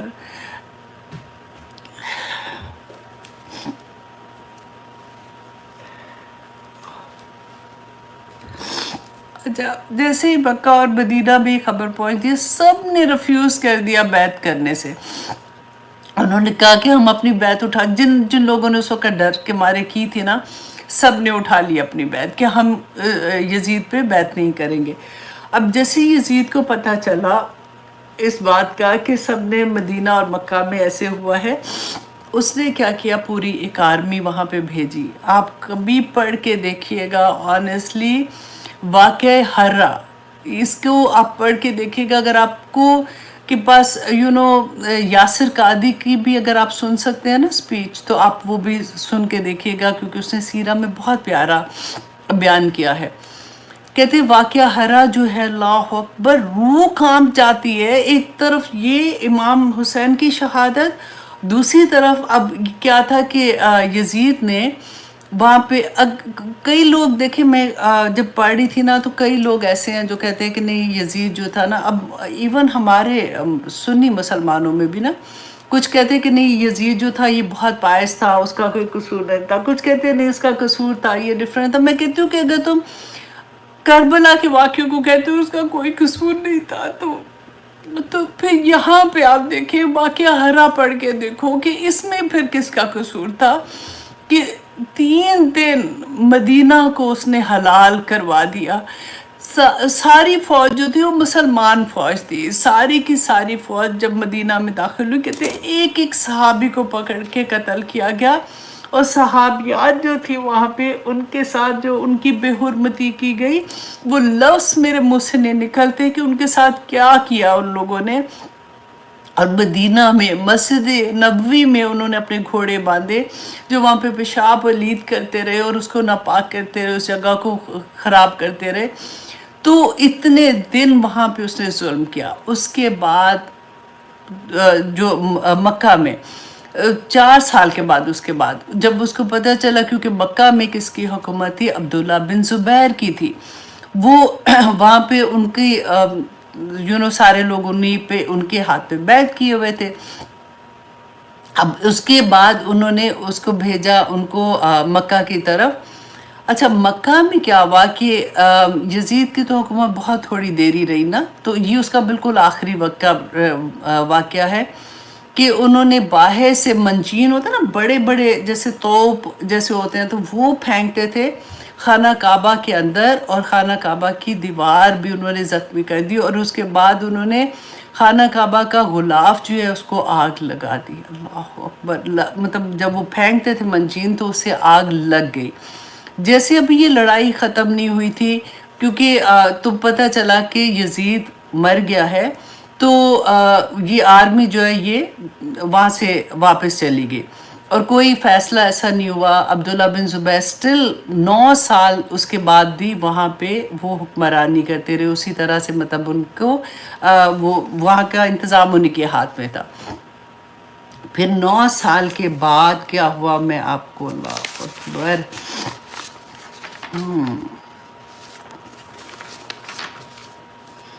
اچھا جی، 9 سال تک ان کی حکومت رہی۔ 74 ہجری میں عبداللہ بن مروان نے حجاج بن یوسف کو پھر بھیجا اور عبداللہ بن زبیر کو قتل کرنے کے لیے، اور حجاج بن یوسف نے جب حملہ کیا تو پھر 1 ہفتہ وہ وہاں پہ جو خانہ کعبہ کے اندر جس طرح سے خون ریزی ہوئی، اور پھر عبداللہ بن زبیر دیکھیں صحابی تھے اور حضرت اسما کے بیٹے، اور اتنے اب یہ ہماری ہی تو ہسٹری ہے نا، کہ ہم جب پڑھتے ہیں کہ عبداللہ بن زبیر کو پھر انہوں نے قتل کیا، اور پھر 1 ہفتہ تک خانہ کعبہ کے دروازے پہ ان کی لاش کو لٹکائے رکھا، 1 ہفتہ تک۔ اللہ اکبر!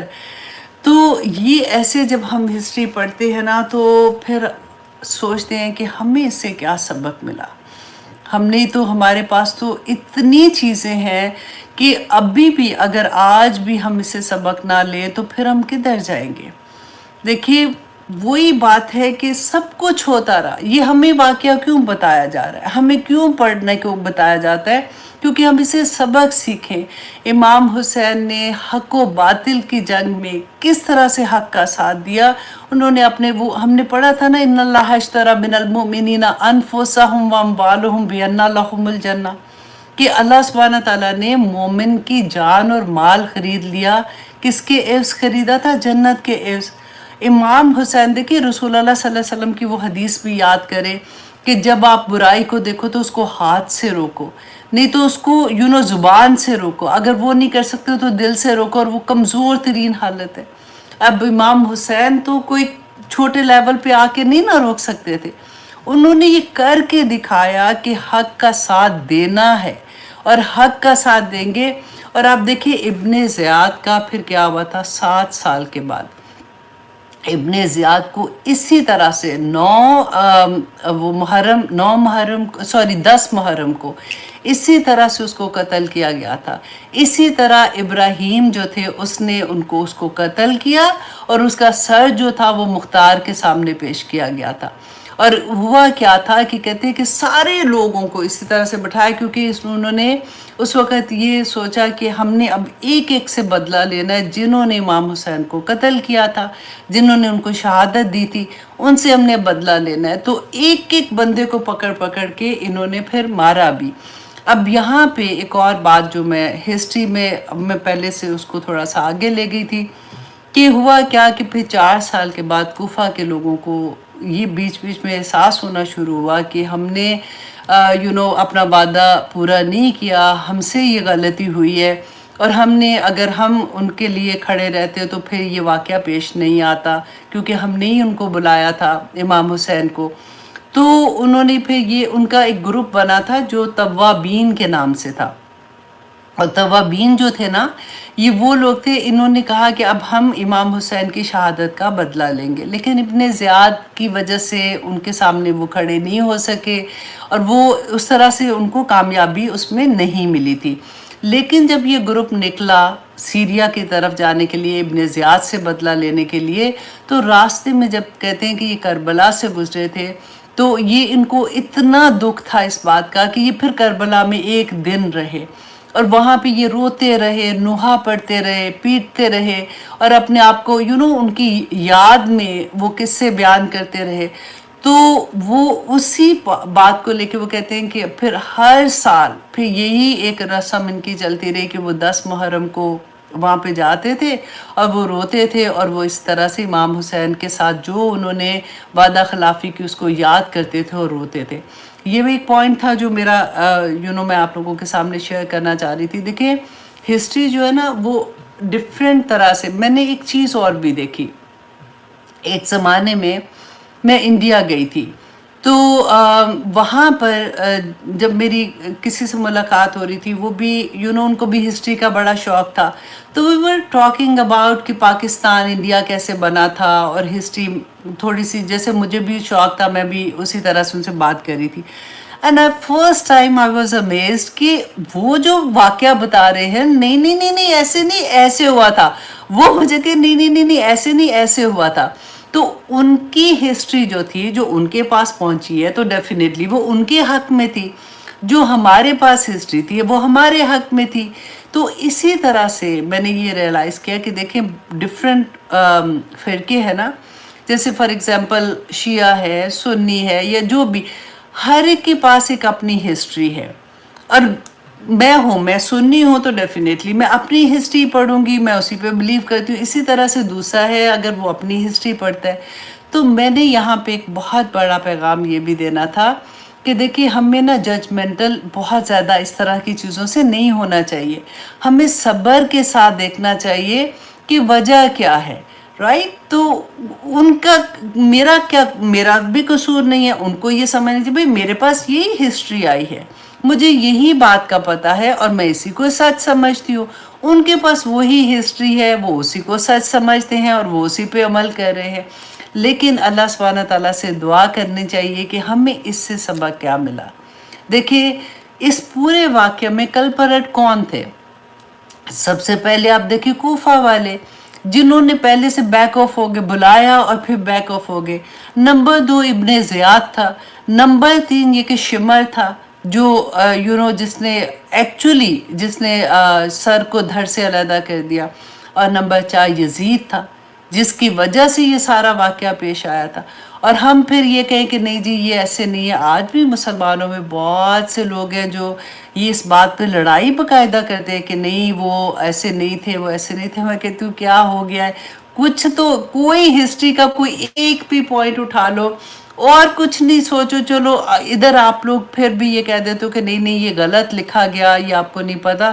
تو واقعہ ہرا میں کیا غلط لکھا گیا تھا؟ اور پھر وہ جو مدینہ میں بھیجا تھا عبداللہ بن زبیر کو قتل کرنے کے لیے، اس میں کیا غلط تھا؟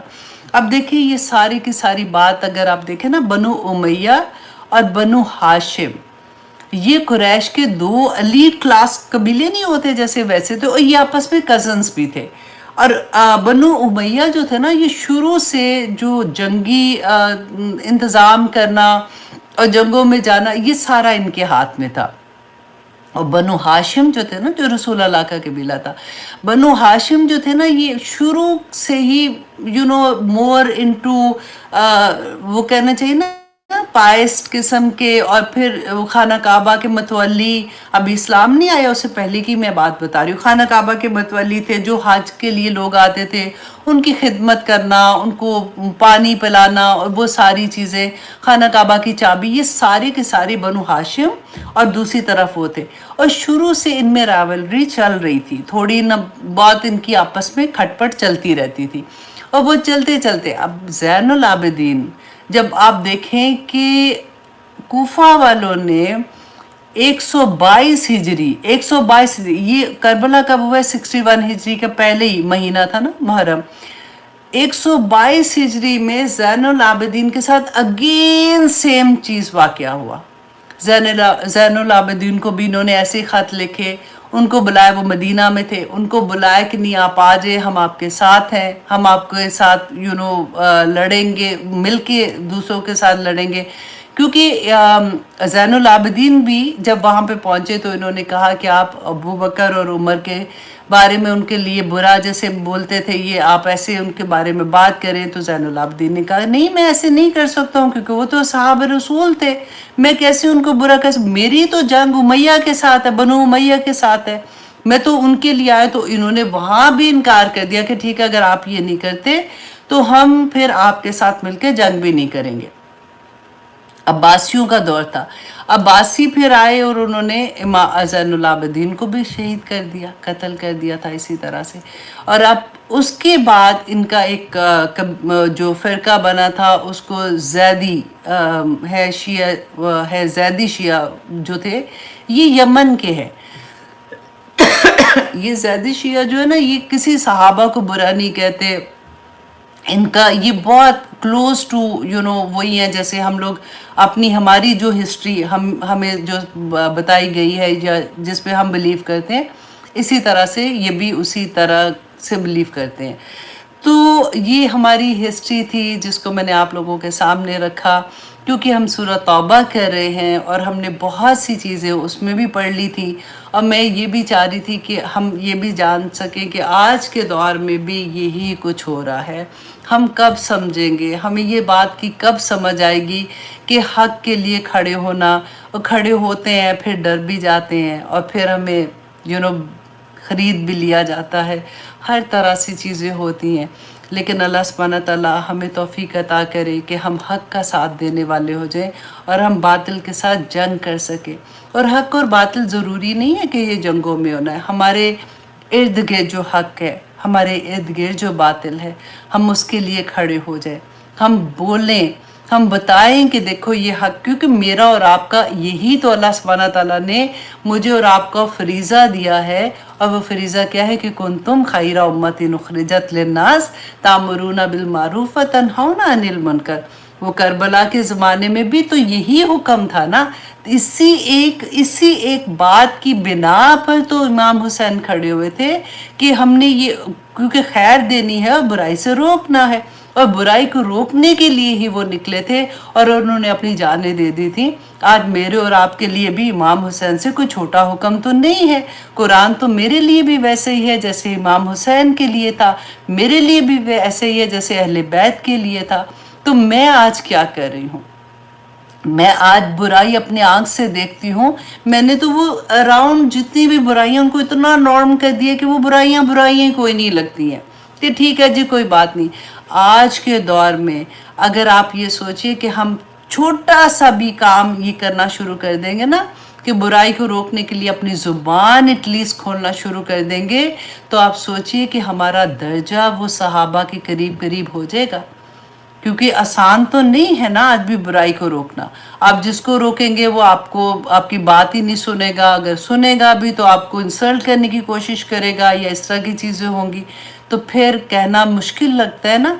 आज भी देखिए यजीद आज भी है, वो सिस्टम यजीद हो गया, तो फिर उसके खिलाफ जो हुसैनियत है वो तो आएगी ना।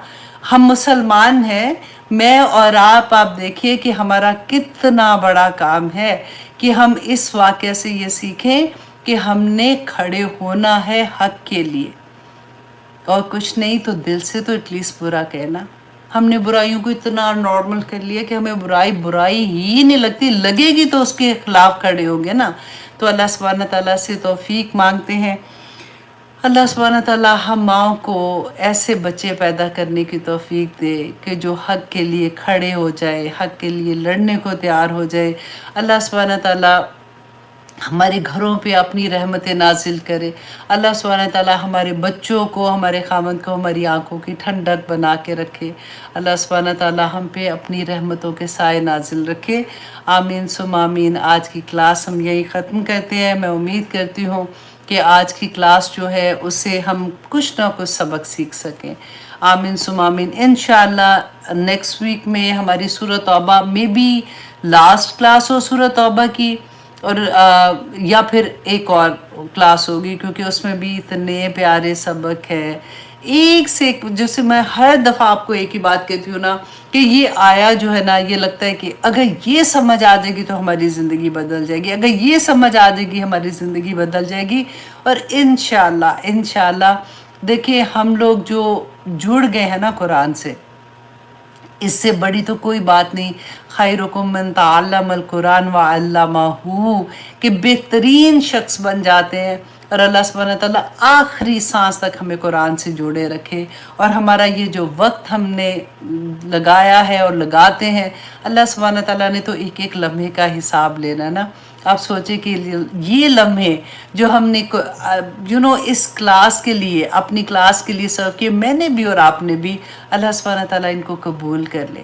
اللہ سبحانہ تعالیٰ اس نیکی کو احد کے پہاڑ جتنا بڑا کر دے، اور اللہ سبحانہ تعالیٰ قیامت کے دن ہم سب کو نور کے ممبروں پہ بٹھا دے. کیجیے گا کہ اللہ سبحانہ تعالیٰ کے ایک ایک حکم کو اپنے دل کے اوپر اتاریں، کیونکہ اتنی بلیک اینڈ وائٹ اللہ سبحانہ تعالیٰ نے جو چیزیں بتائی ہیں، تو ہمیں ان کو اگر سمجھ آئے گی تو ہماری زندگیاں بہت آسان ہو جائیں گی.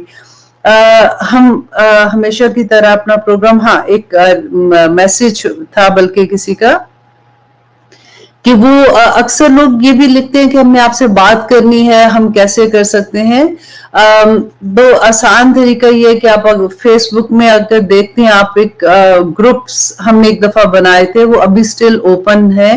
آپ ان میں جا کے واٹس ایپ گروپ میں اگر ایڈ ہوتے ہیں تو اس کے اندر ایڈمن میں ہی ہوں. تو آسان یہ طریقہ ہے کہ آپ مجھے وائس میسج اس میں چھوڑ دیں، یا پھر آپ مجھے میسج لکھ کے بھیج دیں.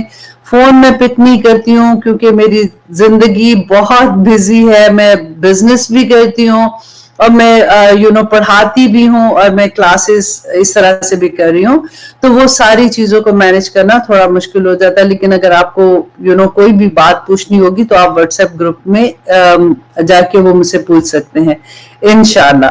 اور دوسرا یہ تھا کہ ابھی تک آپ لوگ جیسے میسج کرتے ہیں کہ ہم نے قرآن کلاس میں آپ ہمیں انٹر کر دیں، جو تجوید کے ساتھ ہم قرآن پڑھا رہے ہیں. تو ابھی کیونکہ 1 مہینہ ہو گیا نا ان کی کلاس سٹارٹ کیے ہوئے، تو اب نیا اسٹوڈنٹ اس میں ایڈ ہوگا تو مشکل ہو جاتی ہے. تو اس لیے الحمدللہ ہمارے 135 سے بھی زیادہ اسٹوڈنٹ ہو گئے ہیں جو قرآن تجوید کے ساتھ پڑھ رہے ہیں. تو جیسے ہی ہمارا نیا گروپ شروع ہوگا تو پھر ہم فیس بک میں ایڈ کر دیتے ہیں، یا یوٹیوب میں اس کا ایڈ آ جاتا ہے. تو پھر جتنے لوگ آتے ہیں پھر اس کے مطابق ہم لوگ ان کو ایڈ کر لیتے ہیں. تو ابھی رائٹ ناؤ وہ گروپ جو ہے ہم نے بند کر دیے ہیں، تاکہ جو اسٹوڈنٹ اب پڑھ رہے ہیں انشاءاللہ وہ پڑھتے رہیں گے. لاسٹ ٹائم میں نے آپ کو یہ بھی بتایا تھا کہ ہم ورڈ ٹو ورڈ ٹرانسلیشن بھی شروع کرنے والے ہیں. نکھت آلریڈی میں نے آپ کو بتایا تھا، شیز اے ڈاکٹر، فل ٹائم جاب کر رہی ہیں. اس کے ساتھ ساتھ انشاءاللہ بہت جلد ورڈ ٹو ورڈ ٹرانسلیشن کے ساتھ ہماری ایک نئی کلاس بھی شروع ہو جائے گی. نگہت سوال کا میں نے آپ کو بتایا تھا نا، تو انشاءاللہ. اب ہم شروع کرتے ہیں ایز یوزول حدیث کے ساتھ. بہت خوبصورت حدیث ہے. آج جو حدیث میں دعا ہے نا، آپ لوگ سارے اس کو ضرور یاد کر لیجئے گا. آسان ہے، مشکل ورڈز نہیں ہیں. جب میں نے تحریم کو بھیج دیا تھا کہ جیسے ہی آپ پوسٹ کر دیں تاکہ آپ لوگ آسانی سے اس کو یاد کر لیں. لیکن اگر آپ کو کبھی مشکل ہوتی ہے، آپ انٹرنیٹ پہ بھی اللہم باعد اتنی سی بھی ڈالیں گے نا تو آپ کی پوری دعا نکل آتی ہے. تو آپ اس کو اپنے فون پہ سیو کر لیں، اور پھر اس کو لکھ کے اپنے ہاتھ سے اگر لکھ کے آپ رکھ دیں گے نا تو آسانی سے یاد ہو جائے گی. یہ حدیث جو ہے یہ مسلم اینڈ بخاری کی حدیث ہے. بخاری کی 744 اینڈ مسلم کی انٹرنیشنل نمبر ہے 598. حدیث کیا تھی کہ حضرت ابو ہریرہ رضی اللہ عنہ بیان کرتے ہیں کہ ایک مرتبہ انہوں نے نبی صلی اللہ علیہ وسلم سے یہ پوچھا کہ یا رسول اللہ، آپ تکبیر تحریمہ اور قرات کے درمیان میں جو خاموش رہتے ہیں، جیسے اس وقت وہ سکوت اختیار کرتے ہیں، تو آپ کیا دعا مانگتے ہیں؟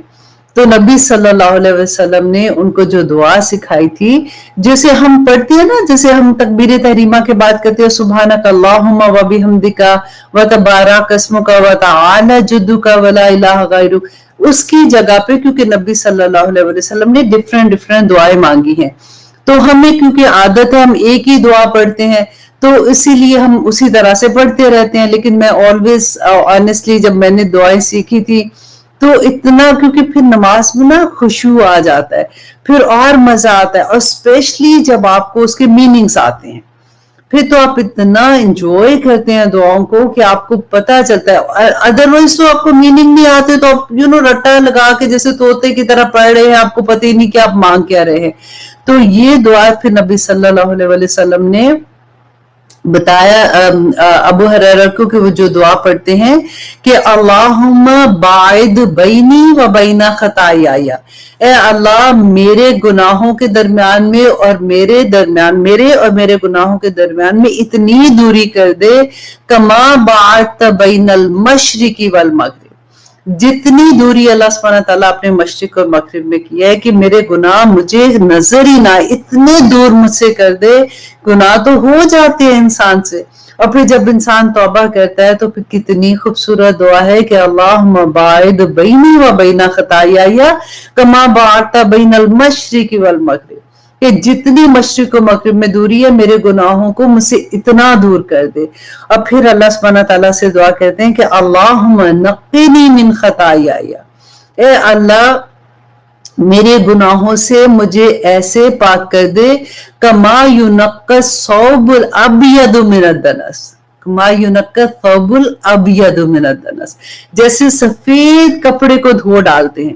اب دیکھیے کہ لفظ آپ دیکھیے کتنے خوبصورت ہے کہ جیسے سفید کپڑا، کیونکہ داغ تو ہر کپڑے پہ لگا ہوتا ہے نا، ہر کپڑے پہ ہر رنگ پہ داغ صاف کرنا بہت آسان ہوتا ہے، لیکن آپ کو پتہ ہے کہ سفید کپڑے پہ داغ کو دھونے کے لیے کتنی مشکل ہوتی ہے کہ وہ داغ نظر بھی نہ آئے.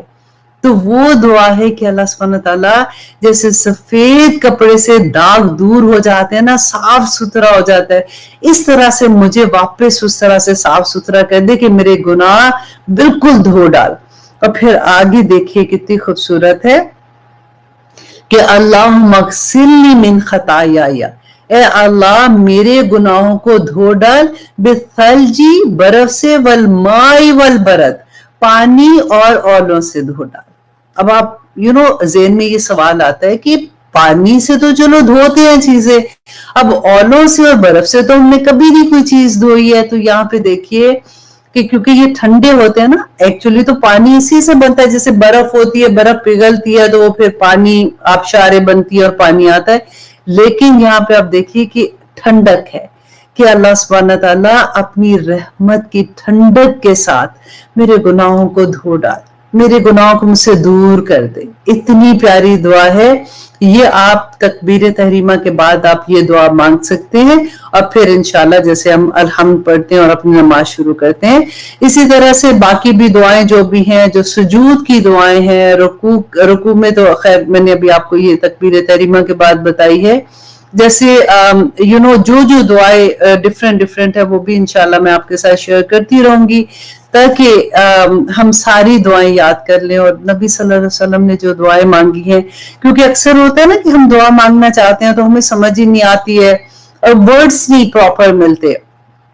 جیسے میں ہمیشہ یہ کہتی ہوں کہ میں اللہ سبحانہ تعالیٰ سے جب استغفار کی دعا کرتی تھی تو مجھے لگتا تھا کہ کیا میں ایسے مانگوں. تو جب میں نے آئی تھنک 5واں کلمہ تھا استغفر اللہ العظیم، اب آپ کو دیکھ لیجئے گا، کیونکہ اکثر یہ ہوتا ہے کہ جب بولنے کا ٹائم ہوتا ہے نا تو دماغ سے بالکل اعوذ باللہ من الشیطان الرجیم، شیطان بلا دیتا ہے. تو چوتھا کلمے میں جب ہم کہتے ہیں کہ یا رب العالمین میرے گناہ کو میں استغفار کرتی ہوں، ہر ظاہری گناہ سے، جو چھپے ہوئے ہیں، جو باطن میں ہے، سارے گناہ. اور یوزلی آپ اتنے، مجھے اچھا لگتا ہے کہ آپ میں سے کوئی نہ کوئی وہ پوری لکھ کے بھیج دیتا ہے، کیونکہ ڈیفینیٹلی ابھی ٹائم لگے گا تو آپ میں سے کوئی نہ کوئی یہ کلمہ لکھ کے بھیج دے گا. اور چھٹا کلمہ تو آنیسٹلی اتنا خوبصورت ہے، آپ آج اس کا ترجمہ دیکھیے گا.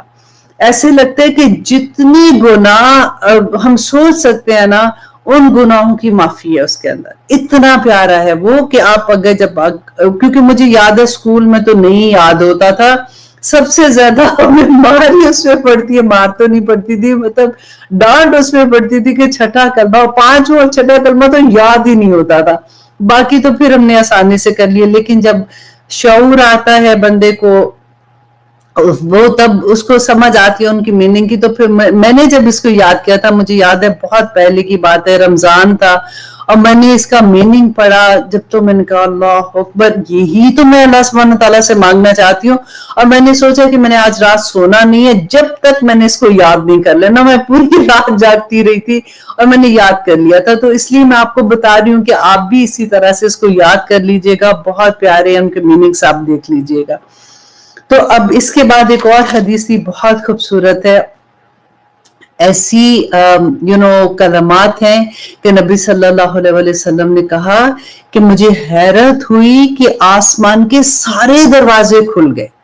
تو ایک یہ مسلم کی حدیث ہے, 601 انٹرنیشنل نمبر ہے اس کا, کہ حضرت ابن عمر رضی اللہ عنہ, حضرت عمر کے جو بیٹے ہیں نا عبداللہ بن عمر جو ہیں, وہ روایت کرتے ہیں کہ ایک مرتبہ میں نبی صلی اللہ علیہ وسلم کے ساتھ نماز پڑھ رہا تھا, تو ایک شخص داخل ہوتا ہے اور اس نے یہ کلمات کہے. تو نبی صلی اللہ علیہ وسلم نے جب نماز کے بعد اس سے پوچھا کہ کیونکہ وہ پیچھے تھا, ڈیفینیٹلی نبی صلی اللہ علیہ وسلم نماز پڑھ رہے تھے, تو نبی صلی اللہ علیہ وسلم نے پوچھا کہ کون شخص ہے جس نے یہ کلمات کہے. تو ایک شخص بیچ میں سے بولا, نام نہیں پتا کہ کوئی صحابی تو ہوں گے لیکن اس میں نام نہیں ہے, کہ انہوں نے کہا کہ میں نے یہ پڑھے تھے. اور کلمات پتہ کیا تھی, اتنی آسان کہ اللہ اکبر و کبیرہ والحمد للہ کثیرہ سبحان اللہ بکرۃ و اصیلا.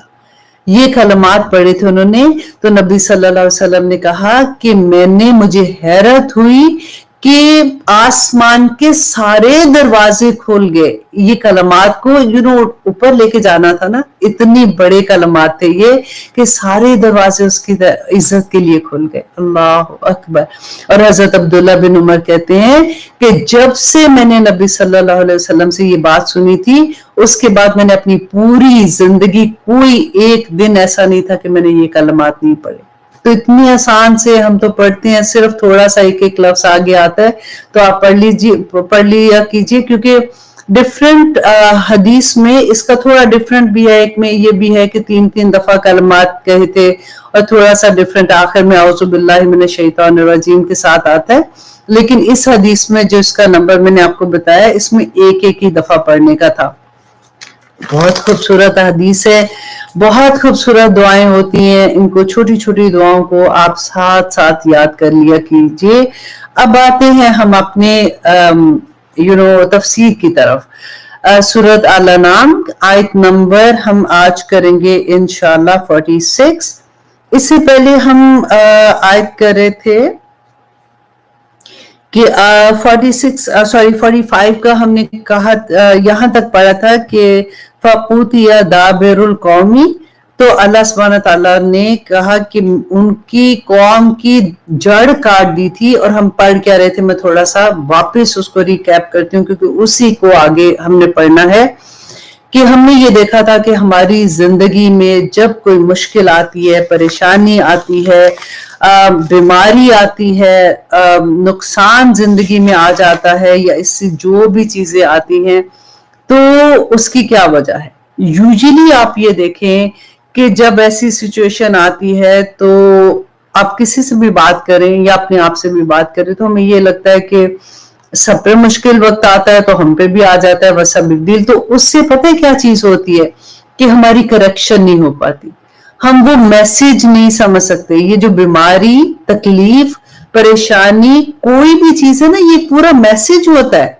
It's not like کہ کوئی بیماری آ گئی, چلو جی ٹھیک ہے اب دعائیں کریں گے ختم ہو جائے گی, ختم نہیں. یہ ایک میسج ہے جس کو ہمیں سمجھنا ہوگا.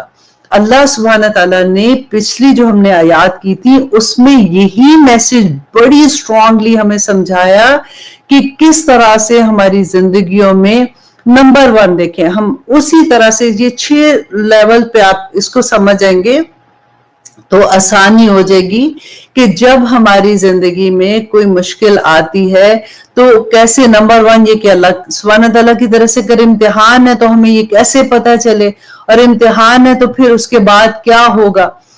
تو اللہ سبحانہ تعالیٰ نے سورہ بقرہ میں اس کے بارے میں بتا دیا کہ وَلَنَبْلُوَنَّكُمْ بِشَيْءٍ مِّنَ الْخَوْفِ وَالْجُوعِ وَنَقْصٍ مِّنَ الْأَمْوَالِ وَالْأَنفُسِ وَبَشِّرِ الصَّابِرِينَ، وہ جو میں نے آیت آپ کو لاسٹ ٹائم بھی بتائی تھی کہ میں ضرور ضرور تمہیں آزماؤں گا، لیکن میں نے یہی بتایا تھا نا کہ سب سے خوبصورت بات یہ تھی کہ بشئی کا لفظ ہے کہ کچھ صحت لے کے، کچھ مال لے کے، کچھ بیماری دے کے، کچھ پریشانی دے کے، کوئی بھی اولاد کی طرف سے چھوٹی، لیکن بشئی، ساری نہیں، ساری لے کے نہیں آزماؤں گا، بشئی کا لفظ تھا، ٹھیک ہے۔ اور اس وقت اللہ سبحانہ تعالیٰ کیوں پریشانی دے رہے ہیں کہ اللہ سبحانہ تعالیٰ کہتے ہیں کہ وَبَشِّرِ الصَّابِرِينَ، کہ خوشخبریاں دے دو ان کو جنہوں نے ان پہ صبر کیا۔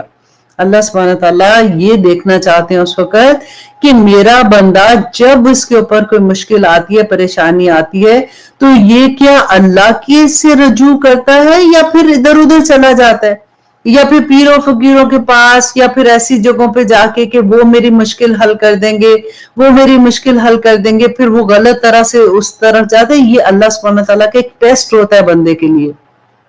اور دوسرا، اب دیکھیں آزمائش پتہ ہے کیسے ہوتی ہے کہ جو مومن بندے ہوتے ہیں نا، یوزیلی کیا ہوتا ہے کہ ایمان جو ہوتا ہے کسی بھی انسان کا، وہ کبھی کم ہوتا ہے کبھی زیادہ ہوتا ہے، جیسے بالکل چاند کی طرح، جیسے 14ویں رات کا چاند، کل 14ویں رات کا چاند تھا، اتنا خوبصورت ویسے آسمان پہ نظر آ رہا تھا کہ پورا ایسے لگتا ہے کہ نمازوں میں بھی اتنا خشوع ہے، رونا بھی نہیں بند ہوتا، ہم تہجدوں میں بھی اٹھ رہے ہوتے ہیں، ہم دعائیں بھی کر رہے ہوتے ہیں، لگتا ہے کہ بس اب میری زندگی میں بدلاؤ آ گیا۔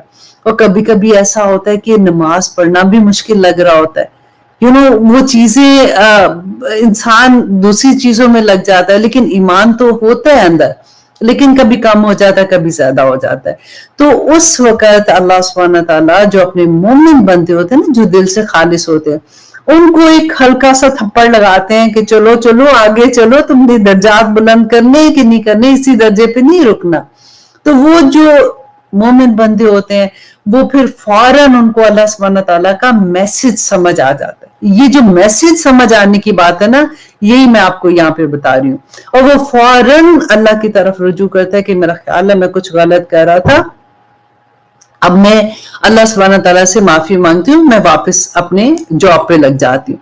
اب دیکھیے کہ پورے جو ہم نے آج بھی ڈسکس کریں گے کہ اگر ہم فار ایگزامپل جاب کرتے ہیں، آپ کا باس جو ہے وہ کیا چاہتا ہے آپ سے، اگر آپ خود بزنس کرتے ہیں یا آپ کے انڈر کوئی لوگ کام کرتے ہیں تو آپ کو بھی یہ پتا ہوگا، ہر ایک کے گھر میں، پاکستان میں تو آپ اتنے نصیب والے ہیں، ہم ویسے جلتے ہیں یہاں کے رہنے والے لوگ آپ لوگوں سے کہ ہر ایک کے پاس نوکر ہوتے ہیں، اور یا ہم خود ہی نوکر بنے ہوتے ہیں۔ تو بیسیکلی آپ لوگوں کے اندر کوئی نہ کوئی تو کام کر رہے، اگر آپ بزنس نہیں بھی کرے تو آپ کیا چاہتے ہیں اپنے کام والے سے کہ وہ کیا کرے۔ اب وہی بات ہے کہ اللہ سبحانہ تعالیٰ اشارے دے رہا ہے کہ کس طرح سے تم واپس، اگر تم وہ کام نہیں کر رہے ہو جو تمہارا کام تھا، اور کام کیا تھا، کنتم خیر امۃ اخرجت للناس تأمرون بالمعروف وتنہون عن المنکر، کہ تمہیں کیوں پیدا کیا، کیوں بھیجا دنیا میں، کہ تم نے نیکی کی تلقین کرنی ہے اور برائی سے روکنا ہے، رائٹ۔ تو اگر نہیں کر رہے ہوتے تو پھر اللہ سبحانہ تعالیٰ کی طرف سے ایک امتحان آ جاتا ہے اور ہمیں اللہ سبحانہ تعالیٰ کی طرف مڑنے کا موقع مل جاتا ہے، اور مومن لوگ اللہ کی طرف چلے جاتے ہیں، اللہ کو راضی کر لیتے ہیں، اور اللہ سبحانہ تعالیٰ کہتے ہیں فَبَشِّرِ الصَّابِرِينَ، کہ صبر والے کرنے والوں کو خوشخبریاں دے دو، کہ خوشخبریاں کیا، کہ اللہ مع الصابرین، کہ اللہ سبحانہ تعالیٰ صبر کرنے والوں کے ساتھ ہو جاتا ہے۔ تو یہ چیپٹر تو ہمیں سمجھ آ گیا۔ سیکنڈ میں آپ دیکھیے کہ اللہ سبحانہ تعالیٰ اس میں کیا فرماتے ہیں کہ جب انسان کے پاس مشکل آتی ہے، کہ سورۃ شورى کی آیت نمبر 30، اب یہ والا جو چیپٹر ہے نا، یہ ہم سے بڑی مشکل ہضم ہوتا ہے، क्योंकि अल्लाह सुब्हानहू तआला कहते हैं वमा असाबकुम मिन मुसीबतिन फबिमा कसबत अयदीकुम व याफू अन कसीर, कि जो मुसीबत तुम्हें पहुंचती है वो तुम्हारे अपने हाथों की कमाई है, राइट, तुम्हारे अपने हाथों की कमाई है। अल्लाह सुब्हानहू तआला तो तुम्हारे बहुत से गुनाह यूं ही माफ कर देते हैं। अब ये चीज को देखें कि कितनी ज्यादा जो प्रॉब्लम्स हमारी जिंदगियों में आती हैं वो अल्लाह सुब्हानहू तआला की तरफ से ना तो सजा होती है ना वो आजमाइश होती है, वो हमारी अपनी करनी का हमारे सामने आ जाता है।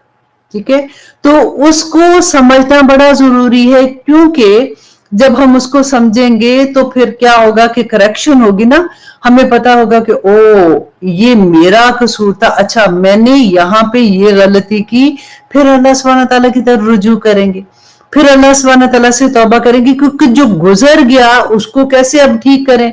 उसको तो यही हो सकता है ना कि जिसके लिए हमने बुरी बात कही थी, जिसका दिल दुखाया था, किसी का हक मारा था, किसी के साथ ज्यादती कर दी थी, अब जिसके साथ की अब उसने भी तो बदला लेना होगा ना। अब मेरी ज्यादती फॉर एग्जांपल इतनी सी है, अब इट डिपेंड कि दूसरे बंदे को जो गुस्सा चढ़ा हुआ है मेरे ऊपर तो वो बदला इतना बड़ा ले लेगा, फिर जब वो बदला लेता है तो फिर हमारे आंसू नहीं रुकते कि मेरा तो कोई कसूर ही नहीं है, मैंने तो कुछ किया ही नहीं है, देखो मेरे साथ ये ज्यादती होगी, देखो मेरे साथ ये ज्यादती होगी।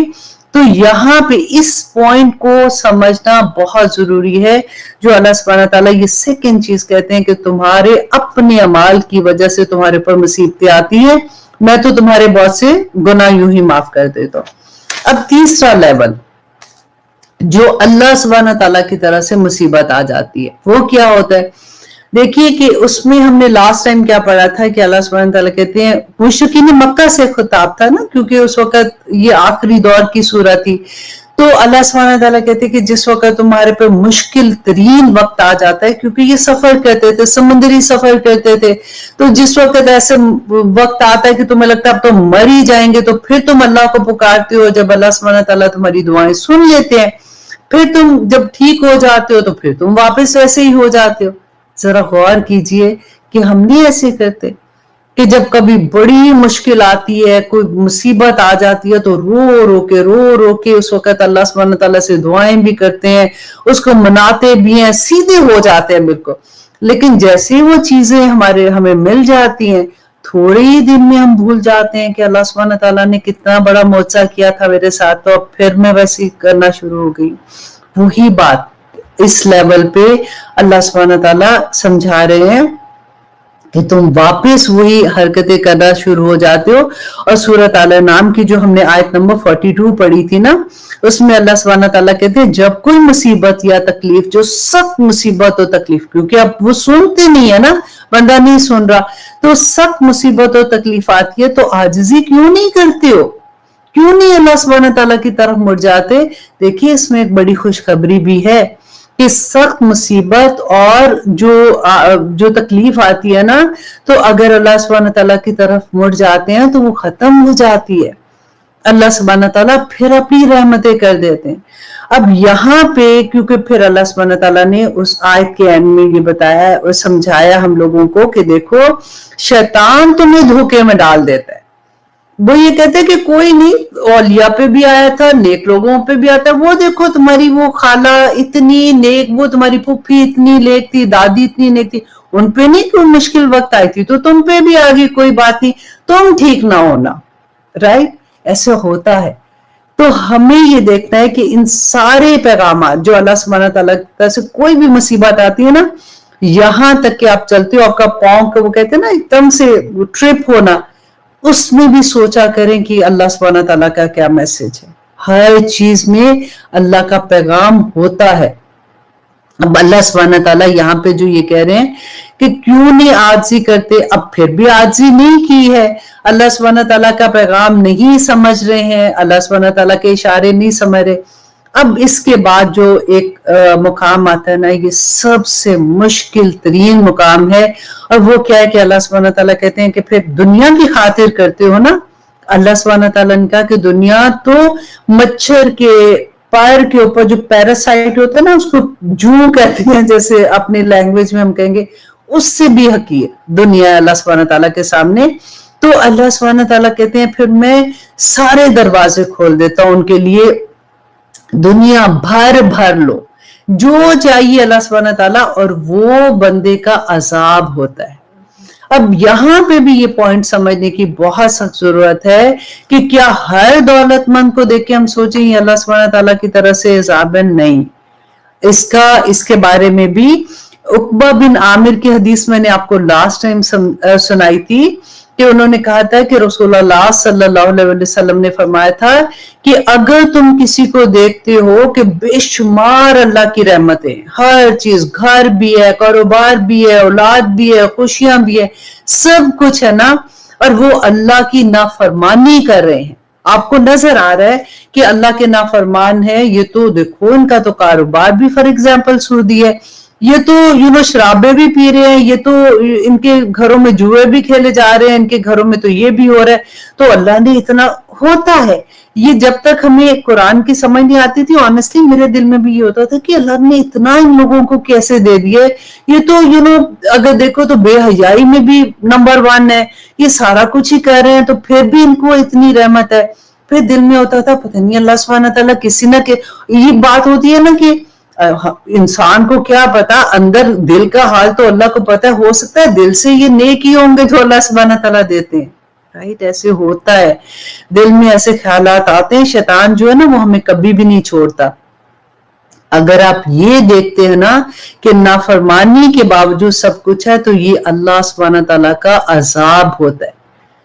फिर इसके बाद का जो मरहला है ना वो बहुत ही सख्त होता है कि अल्लाह सुब्हानहू तआला कहते हैं, ये वाली जो आयत मैंने पढ़ी थी कि अल्लाह सुब्हानहू तआला जड़ काट देते हैं, फिर अचानक उनके ऊपर अजाब आता है, और उसके बाद मुबलिसून वाली हाल हो जाता है। मुबलिसून किसको कहते हैं कि बिल्कुल नाउमीद होके, जैसे होता है ना कि किसी को अचानक कितना कारोबार था, बैंकरप्सी हो गई, बैंक ने घर भी ले लिया, कारोबार भी ले लिया, सड़क पे बेसिकली बंदा आ गया। और फिर कई दफा आपने सुना होगा कि लोग खुदकुशी कर लेते हैं, मतलब इतने वो बर्दाश्त नहीं कर सकते कि ये मेरे वो हालात, और मेरे अब ये हो गया मेरे साथ, तो क्या हो गया? तो अल्लाह सुब्हानहू तआला कहते हैं फकूती आ, तो फिर काट दी गई दाबिरुल कौमी, कौम की जड़ काट दी गई थी।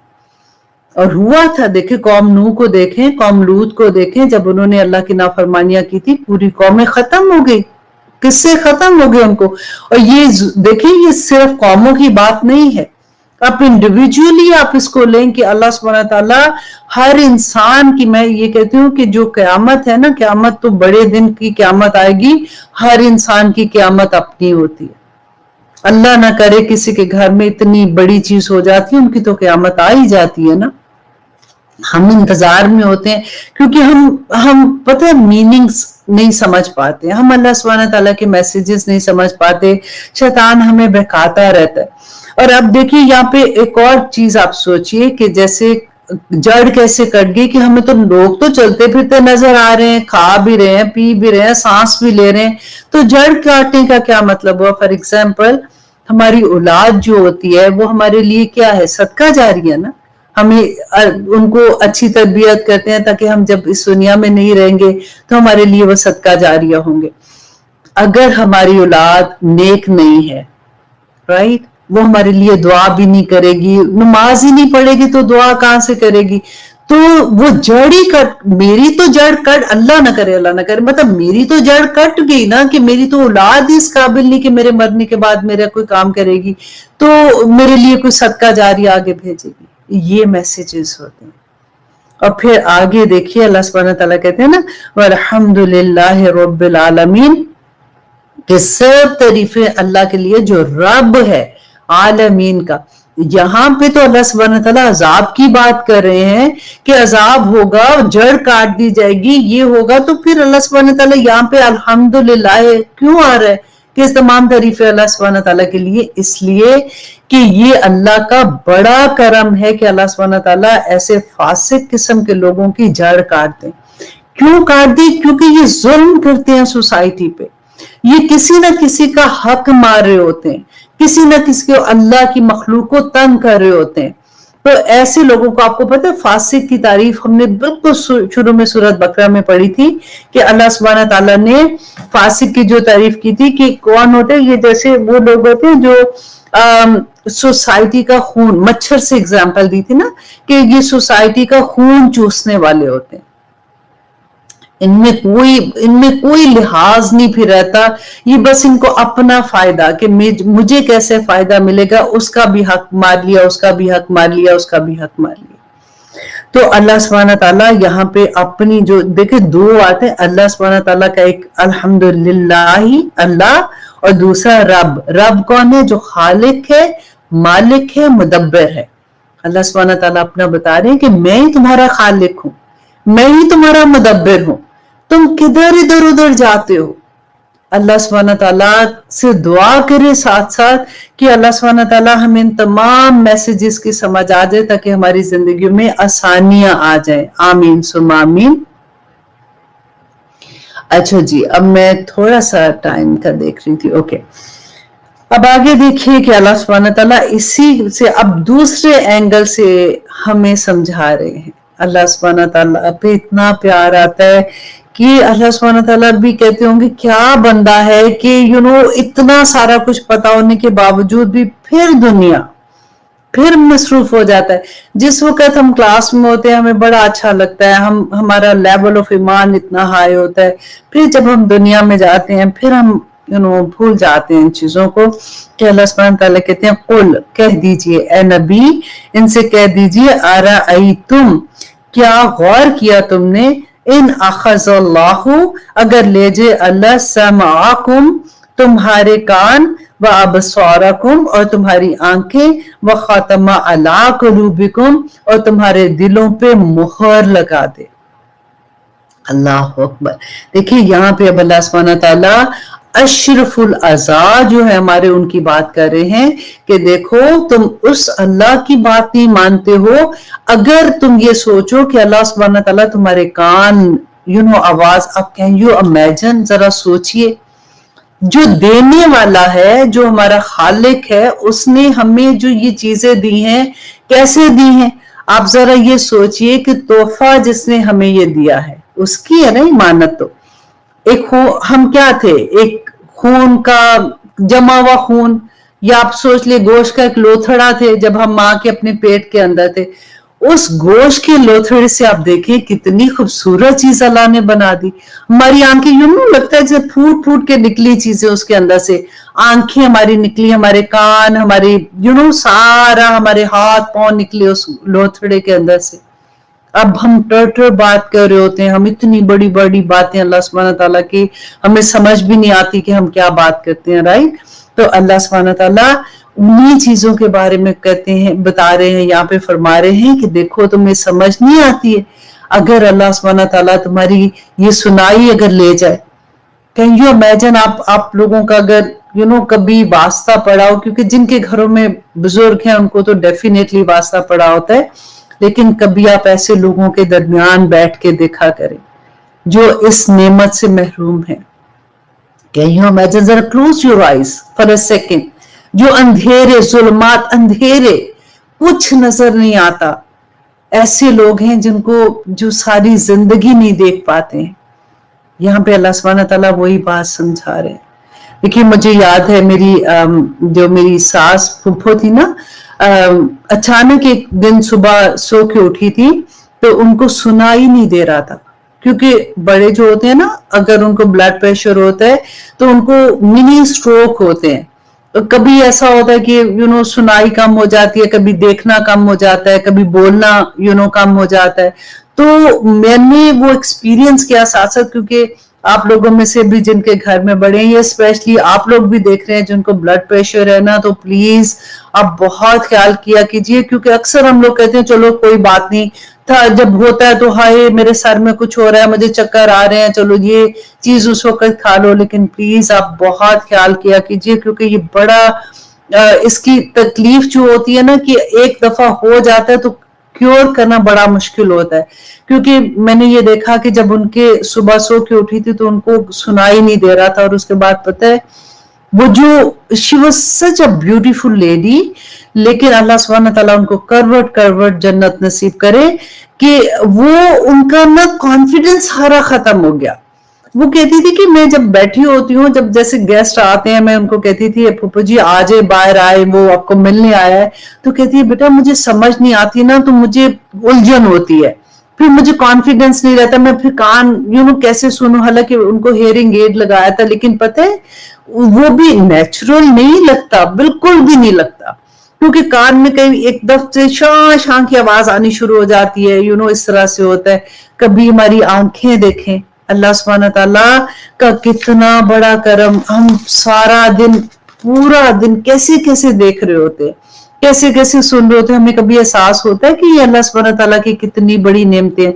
कभी हमने इसका खास शुक्र अदा किया कि या अल्लाह तेरा शुक्र, तूने मुझे आंखें दी, मैं देख सकती थी। देखिए इनके बारे में आखिरत में जाके सवाल होंगे कि ये जो नेमतें मैंने दी थी, क्या सुन के आए थे इसे, इन आंखों से क्या देखा था, इस जुबान से क्या बोला था, इनका जवाब होगा। अल्लाह सुब्हान ताला, देखिए मैं अभी देख रही थी कि किस किस चीज से अल्लाह का शुक्र अदा करे कि इंसान जो, हम एक दिन में आप देखें जितनी ऑक्सीजन हमारे अंदर जाती है ना, तो मैं रिसर्च कर रही थी कि ये देख रही थी हमारी आंखें कैसे देखती हैं, हमारे कान कैसे सुनते हैं।